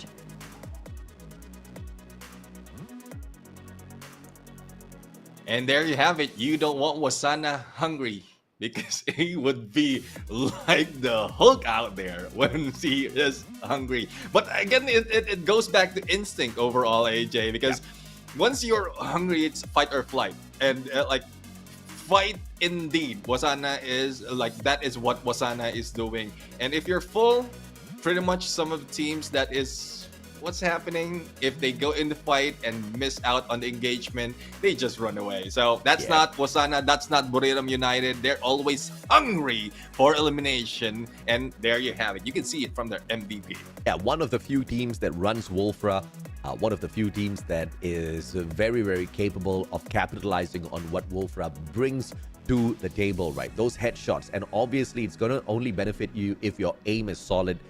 I mean, one cannot argue that the Apex Predator in the Apex Predator squad, Wasana himself is great at, spotting those heads and taking them right off the shoulders of his opponents. I mean, we've been looking at eliminations, but look at this massive stack here coming through. Get High and Funa adding up for a total of 10. And of course, you've got the 18 combined with Wasana for a total of 23 eliminations matched up here by Buriram on this game. Yeah, and elimination leader, no surprise, Wasana is still there, but Pungad as well as Foki follow. So two coming from attack all around will be helping that up. But as you can see, it's all Thai players out here. Even Get High and Moshi will be in there. So Stacks is still on to Buriram United. But at this point, there's a certain reason as well why Buriram United is inching to get Booyahs because of the elimination leader, the MVP leader, because that is dependent on how many eliminations they have. And if I'm not mistaken, by the end of yesterday, they were taken over by one player from Reverse Red. So there's a good chance for Wasana to take it back. Oh yeah, absolutely. And of course, Wasana is very capable of doing that. We do have one more game. He's secured this MVP title for this match already. And I'm pretty sure he's going to aim for the next one. No doubt about that. Trogon with the 18 eliminations will be a star weapon this time around, followed by the Woodpecker and the Bison. Yeah, and well, there's no surprise on what we're seeing right now. Mostly every time this shows up, it's the 3 weapons. Only the order will change, but I love to see a little bit more of the other weapons that can be used out there, and that only leads to early engagement. But as we look at the game standings, at this point, I like to focus to attack all around. 25 that they need earlier, they got 24, only 1 more point for them to take over Stalwart Esports, or 2 more points for them to take over Stalwart Esports, and they still have 1 game for them. And Buriram did exactly what Expand did earlier, right? Take down the Apex Predator of that particular game and then become that yourself. They ended the run of attack all around personally. They stopped them. I mean, look at this. 20 eliminations, but only 4 placement points. Attack all around could have done so much better if it wasn't for that interference from the side of Buriram. But that's exactly how the cookie crumbles. And now Buriram at the very top with a 275-point lead over Reverse Red. And of course, Team Falcons can catch up in Reverse Red, but catching up with Buriram is a different story altogether. Dude, I mean, the number of Booyahs that they have is even more with Falcons and Stalwart Esports combined. I mean, this is just Buriram United showing off indeed, but I want to look at how it is on the bottom part of our leaderboard as well. GOW and Dewa United, though GOW managed to take over, they still need 25 points to go against Onyx Olympus, and that will be really, really tough with only one map left. I feel for GOW, but that's exactly why we had an extended knockout stage, to give you all the opportunities to make the mistakes, to learn from those mistakes, and do as much as you can to get into the top 12. But now, down to the randomizer, I don't know if or not GOW can walk away with the best, but we'll keep our fingers crossed here for them. Let's see exactly where the randomizer, the map selector, leads us into the final game for the knockout stages. And let's see as this goes around. It spins Bermuda. No, it is Nextera. Back-to-back Nextera that we have. And I thought it would be Alpine once again, the most favored by our map selector. But no, Nextera, the future of Free Fire, is back. I mean, this is an opportunity for Buriram United Esports to make a solid 300-point lead over Reverse Red. Because why the hell not? I mean, if you want Wasana to pick up that MVP title and the extra 4,000 USD, why the hell not? I mean, crazy stuff out here. We started off insane. We are continuing with that insanity. And we've seen a 5 Booyah Buriram. A 3 Booyah Buriram is not too much to ask for. Oh, definitely, indeed. And on this map alone, they grab 4 Booyahs already, still topping the charts, followed by Team Falcon and Reverse Red, who will not be playing. So we're going to replace them with the next one on the list, and this is Expand. So let's see if Expand can pull off another one of them going against the top tier teams, or will they just be back on their play and just grab a little bit more of that points? I'm looking at the points here picked up by GOW. Historically, their best day of play has been 73 points. Okay, GOW, they disappointed me after getting the Booyah. They kind of faltered, but overall, they've scored 70 points. This is by far the best day for GOW, and now they need 25 points more than Onyx Olympus. They need a miracle run. It's the final opportunity, the final game, and we have to head back into Nextera. If GOW can serve us up with a second Booyah of the day, Vietnam is gonna be super loud and proud. And of course, we get to close the broadcast with Yunsul. Well, couldn't end better than that. So let's see if that is the case. Onyx Olympus will have to keep our eyes on them right now, because they are the only team that might stop GOW from getting the top 12 as they spread around trying to go in onto Rust Town, and a few of their players going into Deca Square. Good split indeed, but in between them, Team Expand, and we are also seeing Hot Drop in Plaza Riyadh, so it is Team Flash and Attack all around. Also, Gravity Labs, we have 3 or 2 teams in there, Indo Stars and Evo's Divine. I'm very afraid for the team of Onyx Olympus, because they are playing a split drop strategy just to really depend on the revival, but you are just thinning down your numbers. GOW, this is what I was talking about. GOW has backup. And Onyx Olympus, on the other hand, they are really, really short in terms of the numbers. Deanne's going to get taken out of the equation. On the side of Intellect Center, on the other hand, we've got the Indonesians taking on the Malaysian squad of Todak. Dewa United, another team that has really showed up here today with 61 points in total. Oh my, and we have a fast lobby, don't we? 1 minute, 20 seconds in, and 2 teams are out. This is fast day, fast lobby indeed, and it's getting crazier over time. Mr. 05 needs to back off, but Dewa United is in trouble right now. A little bit cover, but there goes a takedown, but has been taken down as well. 13 goes down. Virus, the only one surviving, and this might end it for this team, but it's a good thing. Can still go in for recovery. Mr. 17 will be back, but still not out of the woods yet. Yeah, just enough money to buy back one guy. He just needs to look for 200 more coins. Probably take an elimination for himself before that can continue. GOW, on the other hand, finding Kiba. Kiba backs up Gardu, so there's no elimination there. There's going to be a quick pickup. And Onyx Olympus finds the quick equalizer against GOW. RIP brings back the Kwang. And it seems like even though they were short on number, they couldn't really over-aggress. Dian now coming in for the backup. Bye-bye, Gadu, says Dian, for a double for himself. And that's the backup in terms of numbers that I was looking for. Finally showed up here, GOW, big time through Dian. And of course, the right gun for the occasion, the Mag 7. Not a lot of level 3 helmet as well as vest purchased by those players who were pretty broke. So that shotgun definitely did a number on them.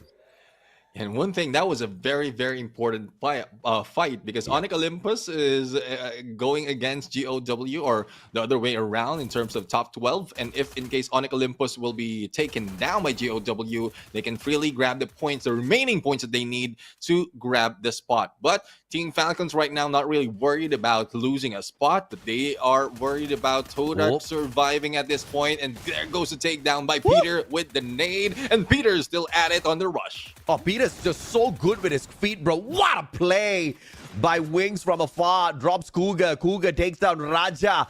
So the backup is solid, but Team Falcons just so threatening up close and personal. And Toda is just overwhelmed. Peter with the nade and his footwork just making that 1v2 look like it was child's play for him. Let's see how much of the playground will be given for this team as they were united. Well, after the engagement they have, they will be going against GOW again. The 3 teams that we have our eyes on chasing the top 12 is in here. But Peter is back on play. 2 eliminations already and will still try to find a few more. And there goes Mr. 17 going in for the rush. Recovering on the HP, but still falls down by hands of Iza.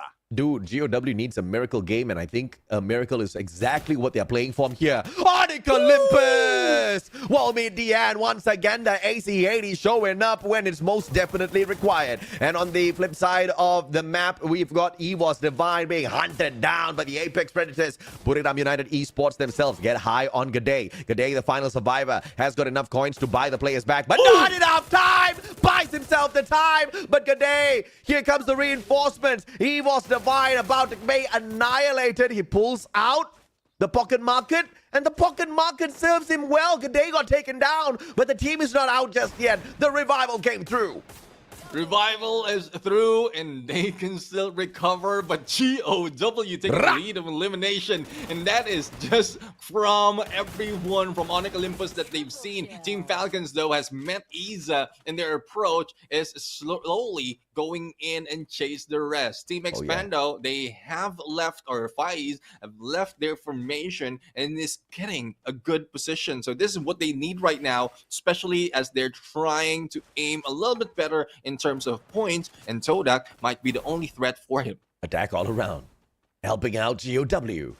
Hunting down Joel. Limit. 1 second away. And a stab from the back, courtesy of the M82B. 3 shots as a follow-up, just to put the player down and out of the equation. But there was one other player from the side of Onyx Olympus that was not detected by attack all around. See if they can fix that situation for themselves. Expand, on the other hand, will find a couple of players from the side of Team Falcons. Cougar stuck in a very, very unfortunate spot. And Kens! This is a cheeky play, Kens! This is illegal, bro! I've seen the jump, like a hit on top of the glue wall, but not underneath. That might have been the first time. But X-Man right now is still continuing to battle against Team Falcons. Not only that, Todak is also in play in the same area. And FIE is taking high ground. This is a good plan for them. But one more is going in for an angle that they might not be expecting. It's Cougar coming back from the revive a little bit too far, not giving out the position of the rest of the team. Good shots from afar. Kens almost, but he gets tagged up as well. And it's my defensive play. Kens with the Tatsuya burst away to save himself. Calls for backup. Can backup arrive just yet? Cougar pelting him with the shots from afar. Nobody else in or around the situation here as On Fire gets knocked down by Crime MKS. The backup is here. M1014 in the hands of Kens as well to get the damage done. Axel backing him up. Cougar cannot do much. The revival comes through instantaneously as Fies knocks one more down to the ground. Team Falcons forced away by Expand. And this is the strength of the Malaysians. But we got to see that consistency. I asked for it. I'm getting it, and I'm excited to see it. Yeah, really excited to see it indeed. Attack Orion right now trying to play into the edge as well as they are spotting Iza and GOW, but GOW managed to pick him up. Portal Go being used to get away, but here comes Geronimo, a little bit too cheeky onto that rush. 1v4 situation, and the backup is only one. There goes Melter being thrown at them, and here comes the rest of Attack All Around for the rush. Dequan right now will try to get away out in the open, and Folky, one of the players from Attack All Around block him with that blue wall, but still Dequan has been taken down. This is the end for GOW by the looks of things. Limit being pelted from all around. Iza bleeding out. Deanne's the final guy. He was the savior of the squad, but now his glue walls come crumbling down. He does manage to get a knock. Deanne pulls up another glue wall. Was there revival in time though? Answers no, and GOW is out of the lobby and out of the grand finals for sure. Yeah, well, that makes Onyx Olympus a little bit happy and can breathe easily because the position is not that well, especially as Expand has been trying to chase a few more, but a good stun indeed by Kiba. But here comes the rest of the gang going in for the hit. One managed to survive a little bit outside of that blue, but for how long, as Team Expand is still seeing a few more players from the other side. Yeah, teasing the circle here, but this is just circle number 2, so it's not going to be that detrimental for the squad. If they do get stuck outside, they do have a lot of time to rotate in. And I speak of teasing the circle, look at Daewoo United and Evo's Divine is chilling outside here, having a picnic. And I don't know, man. You better wear a mask. Let's see if he'll be able to burn these players out, and he did. Evil's Divine lost their players. Bara, good thing Revival has been put in as well as onto Aim God, but 2 points already by Daewoo United. Though there's a risk involved right here, playing outside of blue a little bit too long because you might be gatekeep later on, but they're not worried about that. All they want is to grab all the points and possibly take the 12th spot against Onyx Olympus. Yeah, anticipation, beautiful ice grenade forces Mr. 17 to reposition. And if he can take a backstab here, would be gorgeous. But Ray waiting with the charge buster and a timely retreat as he backs away. His glue walls get taken down. But he just showed up from the top, drops a grenade on his head. And I guess they walk away with 2 more eliminations here. Yeah, that makes 4 overall and a little bit of a chance to move into the next zone. Hopefully no one's waiting for them inside, but Expand waiting patiently inside of this compound. Same goes for Team Falcons and one of the players of Onyx Olympus, but Kiba has been taken down, and Expand right now 8 eliminations already. Will try to challenge Team Falcons overall. Earlier they did attack all around, so I guess this is the strength of Expand. They can go against anyone, and there's a possibility of them winning. Yeah, it's a very smart camp here by Expand, just on the vending machine. That's turning out to be a very sought after resource in these games of Free Fire for sure, especially when the circle does shrink in. And Expand, as you can see, the players, they were absolutely broke, and it's most probably because they used the vending machine to get themselves the level 3 helmet as well as vest and to really suit themselves up for this final battle. Team Falcons, on the other hand, can barely catch a breath as they're continuously pelted down by all of these bullets, attack all around, trying to avoid all of the extra skirmishes. But they potentially might just circle into the compound of Expand here. And it seems like that is the idea. Let's see if they can outsmart them right now. And Bermuda United is just hunting everyone, not really afraid of being in the views of everyone else, staying onto that bridge. And we talked about the risk of being on that bridge, but that's how they grabbed that Booyah earlier, staying in there. Portal Go as an exit strategy to head over as to where enemies might not be in there. So that is a good plan for them. WAG just playing onto the edge of the next phase, and we can see on the minimap that one player from Evo's Divine is trying to survive, sustain himself outside of the blue. Yeah, and you just brought up the most perfect point, right? In the past, staying on the bridge too long would have been a disaster. With the Portal Go, if you've got the cash, you can buy yourself another chance. And of course, a Booyah if you know how to use it smartly.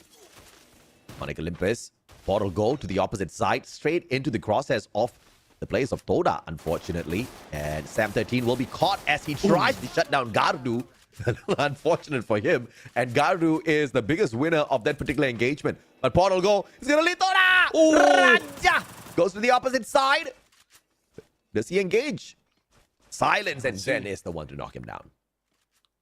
And this time, Evo's Divine Kiba from Onyx Olympus and will be taken down. Would that be the last and final member of Onyx Olympus? I believe not. And going in back into the next phase of the circle, expand, hunting limit, tags him a little bit and will be going in for the rush. But they are playing outside or onto the edge of the safe zone. Might be needing Burritum United later on. But Dolphin right now, a little bit too smart, squeezing himself onto the edge, trying to hunt down G'day, and WAG, or the rest of WAG is just waiting outside. Oh yeah, absolutely.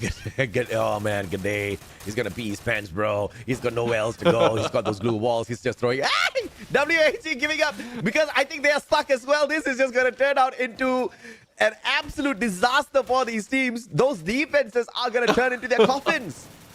Oh my goodness, even attack all around fell for that. Let's see how that will work. It's Burritum United right now who's going in for the rush, who might be having a field day later on because everything that they need to do is wait onto that and onto the opening, and they will be beating them down. And there you go, WAG will be falling one at a time. G'day is still out in that corner, and well, Burritum United Esports just taking advantage of what everything else has invested in. Oh yeah, absolutely, man. And of course, the blue putting on a lot of pressure on all of these players, and Evo's Divine just stepping into this battle at the very final second, able to just overwhelm them with the shots.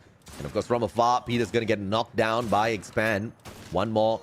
He's trying his very best to break these glue walls, avoid the circle, and save his buddy. Can he get there in time? He does manage to. Peter picked up. Circle damage. Peter goes back down. And shot down again. That could have been Burritum this time round. And I don't think Falcons are going to survive this any longer. Yeah, well, Expand right now is has already taken down a lot of eliminations out here, and they have taken 13. Falcons out on number 6. Only 4 teams remain, and Todak trying to fight a good fight with 9 elimination. But Moshi, a little bit too good of a position on good sides against Todak right now, and just hitting them one at a time, probably not knowing where it's coming from. Yeah, and Expand, all Expand needs to do is just make sure they fight off attack all around, who are already weakened with the numbers. It's a 4v2 between Expand and AAA. Burritum trying to overwhelm them from the back, but now the circle's going to do a number on everyone, and Expand moves over to the opposite side of the battlefield. Great use of the portal go to reposition, and now Expand taking on Burritum. Burritum rushing in here. This is the rematch, bro. Can we find our revenge? Vasana tagged up from the back, but escapes with his health. Fires instead, traded out. Funa from the back, Ken's down as well as Get High rampages. Axel trying to keep himself within the circle and does manage to stay in, but he's getting pelted from all of those bullets at the expense of Burritum. Crime goes down as well, and Captain can't do anything on his own. And that is payback for what happened earlier. There's not so much to say in terms of that interview, but with action, it says a lot. Only one remains for Todak, and he will be hunted by 4 players of Burritum United. And once again, this is looking like the 25th of the Booyah being taken by Burritum United Esports, sealing the deal for the knockout stage. And sealing the deal for a 300-point lead over Reverse Red, their brothers from Thailand. This is the Apex Predator. This is Burritum United Esports. 25 Booyahs. Insanity. Dude, I mean, that is a lot already. That, like, I have to look into the books, look into the record. If anyone else managed to grab this and probably do a little bit of calculation on how much a team averages in terms of a day of Booyah. But Burritum United showed so much prowess, so much potential of bringing home the trophy, the championship to their region. They can figure out their way on the battlefield, but they can't figure out what they're trying to do on camera right now. Boys confused. See, what matters is they know what to do in the game, okay? That's all that matters. Cheeky as always. Dominant as always. Burritum United. What a way to make their way to the final week of competition. A 303-point lead on Reverse Red. Falcons will be a little bit disappointed. They were trying really hard to overtake Reverse Red, but they fell short by just 2 points. That's a tad bit disappointing, but at the same time, it shows you the fight in Buriram, that shows you the effort of Reverse Red to keep that to their side, but it's inconsequential. Where you stand in the top 12 is inconsequential as to what's going to happen, because we hit the reset on the points. It's going to be point rush when we come back in here for the final week 7 of gameplay after 1 week of break, and we'll have to start the shenanigans all over again. It is going to be crazy once again, because they will be like, there's no disappointment that will be happening, especially at the beginning of that point rush, because everything is just a reset. All they can do is plan it out for a whole week, and we'll have to find out how it ends. But one thing that really that might, or one team that might be really happy on their performance, especially for today, is Attack All Around, because they've crossed over that 1,000. Not only that, took down Stalwart Esports to 5th, so they are currently on 4th place. I mean, it is just stunning. It is amazing what these teams from Thailand have managed to do for themselves. Every single squad from Thailand is 1,000 points and above. Stalwart Esports is the weakest team from Thailand, and they are dead at 1,000 points with a 107-point lead over EBOS Divine. This is the strength of the Thai region. And of course, what better way to end the knockout stage other than sending the camera back to our hosts in Thailand to interview the Apex Predators themselves. This is the most valuable player that I really want to interview him so much. I'm not lying. I want to interview him so much. มืออาชีพของบุรีรัมย์ยูไนเต็ดอีสปอร์ตค่ะ เย้ You again เย้ซัมเซ่ซัมเซ่ ฮะ What the language you speak อ่ะ พูดภาษาอะไร เวียดนามครับซัมเซ่ อิราชัยมาเซ อาเจ It's Japanese โคดิจิวะ มันภาษาญี่ปุ่นเธอ ผมฝึกมา อ๋อ น่าจะฝึกผิดประเทศ ผมน่าจะตกภาษาไทย เนี่ยน้องตอนนี้คือในนี่คือรอตัดมีมแล้วนะ โอเค first question what happened to your shirt เกิดอะไรขึ้นกับเสื้อ why you wear วาสนา shirt ก็เอาจริงๆนะคือเมื่อวานอ่ะที่ป้อนมาสัมภาษณ์อ่ะที่เห็นตัวมันรัดๆอ่ะมันไม่ได้กินเยอะมันใส่เสื้อผมไปย้อนดูได้เลยว่าเสื้อมันอย่างรัดอ่ะมันเอาเสื้อผมไปใส่ so แล้วผมก็ไม่มีเสื้อใส่ผมก็เลยต้องเอาเสื้อน้องป้อนมาใส่วาสนา Okay, so let's get back to the story that yesterday Wasana was on the interview session and we can see that he wore tight shirt. It's because it's not his, but it belonged to Mochi. So today Mochi doesn't have his shirt. That's why he wear Wasana shirt. โอเค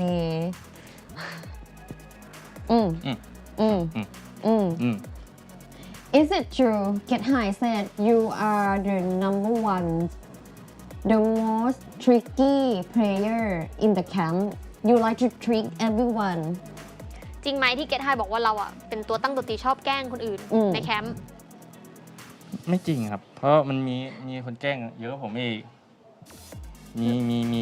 มันมีคนนึงแต่ว่าไม่รู้ชื่ออะไร Not true because there is somebody that always tease a member in the camp more than me more than he do but he doesn't remember the name Why you so way แบบ answer and look into my eye and อะไรเนี่ย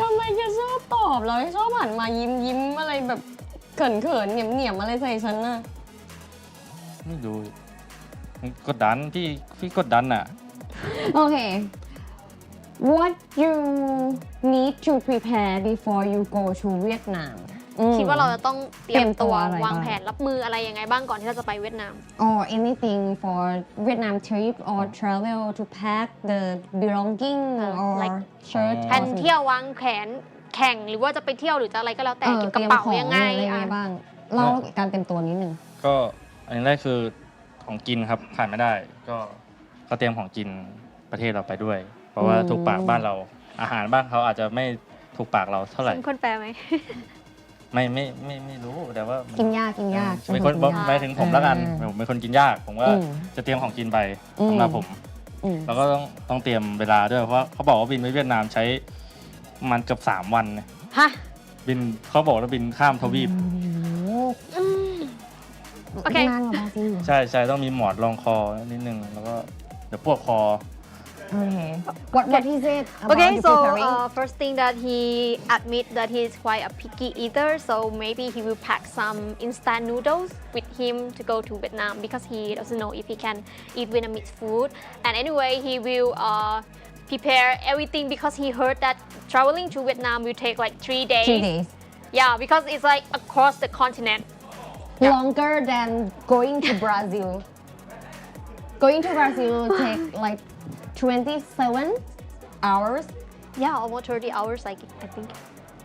ใช่ไหมเกือบ30 ชั่วโมงป่ะตอนไป ตอนไป บบ รา ราซิ ซิ ล ลอ่ะมันประมาณ27เกือบ30 รวมรอ อันนี้ แล้ว ยาวกว่าอีก ใช่อันนี้ประมาณเกือบนู่นน่ะ60อ่ะ67อ่ะ67 ชั่วโมงกี่วันนะผมเห็นไปอ่านมาใน Google Yeah, he said that he checked on Google and it say that it take around 67 hours to travel to Vietnam. Which Google he searched. Okay, this is a challenge for Yunzu. Let's try to interview him. ไอแบบว่า challenging ยุนซูเลย try to interview him in a serious way. I wanna know what style he gonna answer ยุนซูนะ if ยุนซู interviewing you, will you be shy? Will you be serious or will you be like answer like this? พิธีกรของฝั่งเวียดนามที่เขาชื่อยุนซูอ่ะที่น่ารักอ่ะเวลาแกไปให้สัมภาษณ์เขาแกจะตอบแบบไหนจะแบบว่าอายตอบเลอะเทอะแบบนี้หรือว่าจะตอบแบบจริงจังผมเป็นคนจริงจังครับเป็นคนจริงจังตลอดแล้วก็ไม่เคยไร้สาระครับ He said that he's quite serious person and never answer anything nonsense. This is message for Yun Soo if you get a chance to interview him. Good luck, Yunzu. Okay. Anything you want to say to your fans? ฝากอะไรถึงแฟนๆหน่อยค่ะวันนี้เป็นวันสุดท้ายแล้วก็วันนี้ เขามาเชียร์ไหม ก็ฝากเชียร์ด้วยครับก็วันนี้ที่ผมมาโหดก็ได้สูตรมาจากโค้ชลับจากแคสเตอร์ทั้ง2 คนปักต้ากับลูกพิมเม่ครับ Please support us today that we play very well because we got some cheat code from our caster, Lupi Meg and Bakta. Don't believe him. Nonsense. Okay. Please follow him and please cheer Buriram United Esports on the final day. He will do his best and his team and also every team that gonna go to the final round will do their best. I'm sure of that. And now back to you, Shellcaster. Bye.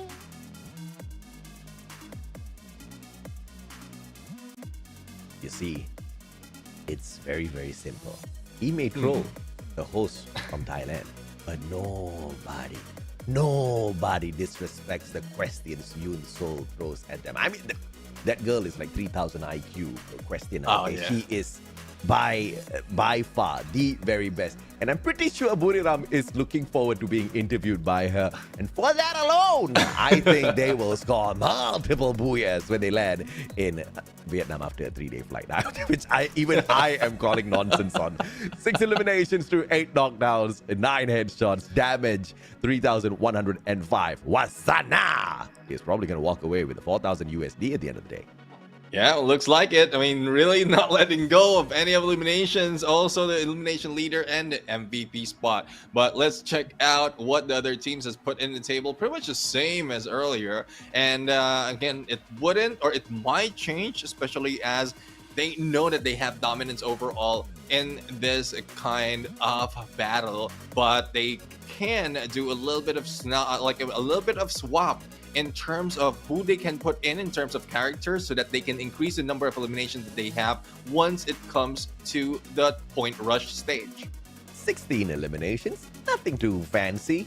but just enough for them to get a 300 plus point lead over their brothers from Thailand. Reverse Red themselves. Crazy stuff out of Buriram. 25th Booyah overall. But of course, we also have to shine the spotlight on some of the other players who made a lot of impact in this matchup. Followed, of course, started off by Gade. He has 6 eliminations, followed by Wasana. Funa manages to grab 5 on the side of Buriram as well. But we also have Peter and Zen here showing up with the 5 and 4 eliminations.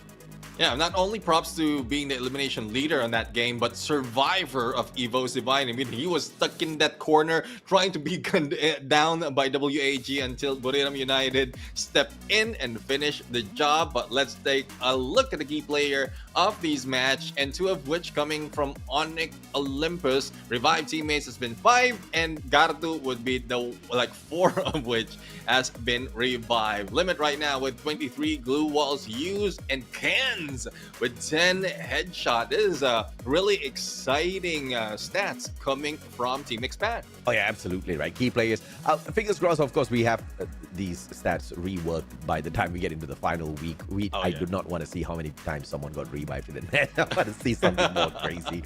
Weapon number 1 in this lobby. Woodpecker, 13 eliminations, long range, fantasticos, and of course the rate of fire from the Bison and the Trogons, pumps and grenades, shove it upon the heads of their opponents, managed to give them quite a number of equal eliminations out there on the battlefield, making these 3 the top 3 weapons. But of course, the top 3 teams: Buriram United, Esports, Expand, and Todak. Yes, sir. No, that's nice. I wish we could have seen this version a little bit earlier, but it looks like they just recently got a raise or something. So, or probably risk being paid if they don't perform. I don't know. I mean, that could be a possibility. But at least we're seeing sign of light coming from Todak. Even Expand, who we thought that might have lost their fire, is showing up for the last day of the knockout stage. Just unfortunate that only Expand will be moving in, especially for the Malaysian region. But looking back in the overall stats, how close it is. It is for GOW to be able to take it away from Onyx Olympus. But we saw the fighting, the survivability of Onyx Olympus. Even if it's a revive after revive, they still maintain to grab the placement point that they need to keep themselves afloat. Oh yeah, absolutely right. And if you say that about GOW, you could say the exact same for Dewa, who are just 1 point behind them. And I would say my heart goes out to them because they got so close and yet are still so far. But they truly deserve it, because if you want to be the creme de la creme squad that can make it to the final week of battle in the most competitive region, in the most competitive stage of Free Fire, before we move on to the world stage, it's Southeast Asia, baby. And you have to anticipate all of this action, and you have to give your all from day number 1. But look at the sheer dominance from one region. That's Thailand, the best region, and I dare say the best region in the whole world of Free Fire. This is mind-blowing consistency. Yep, definitely. And Indonesia follows with 4 of their teams right here, as well as 2 teams coming from Vietnam and 1 expand from Malaysia. MVP leader this time has been taken back by Wasana with 10 MVPs and 256 elimination. And I stand corrected. It's not Reverse Red who stole it. It was Dew who stole it yesterday. And this is one reason why they really need to grab that 2 booyahs, and because they need to take over what Stalwart Esports had done yesterday. Oh yeah, absolutely. And a well-deserved spotlight for Wasana as well. 10 MVPs, no joke for him. He is a constant performer. He's your number 1 Apex Predator of the league. But of course, this week's Predator, it was Diamond from Reverse Red. 47 eliminations. I totally see exactly why you got them confused, because Reverse Red has been phenomenal this week as well, right? Team Falcons is up here as well with Peter with the 46. Wasana, of course, always here in the top 5 with the 44 eliminations, followed by Nameless and Don't Cry with the 39 and 35 eliminations. Yeah. And again, all our hearts goes to those teams who wasn't able to make it. But going back to the 2 teams who are very, very close, if I am the coach, if I'm the leader of this team, I wouldn't have it any other way. I would like to have it that close so that they have, like, they can think back to it when they come back. But when we come back, it will not be the knockout stage. It will be the point rush. I am Neptune and this AJ. See you next time.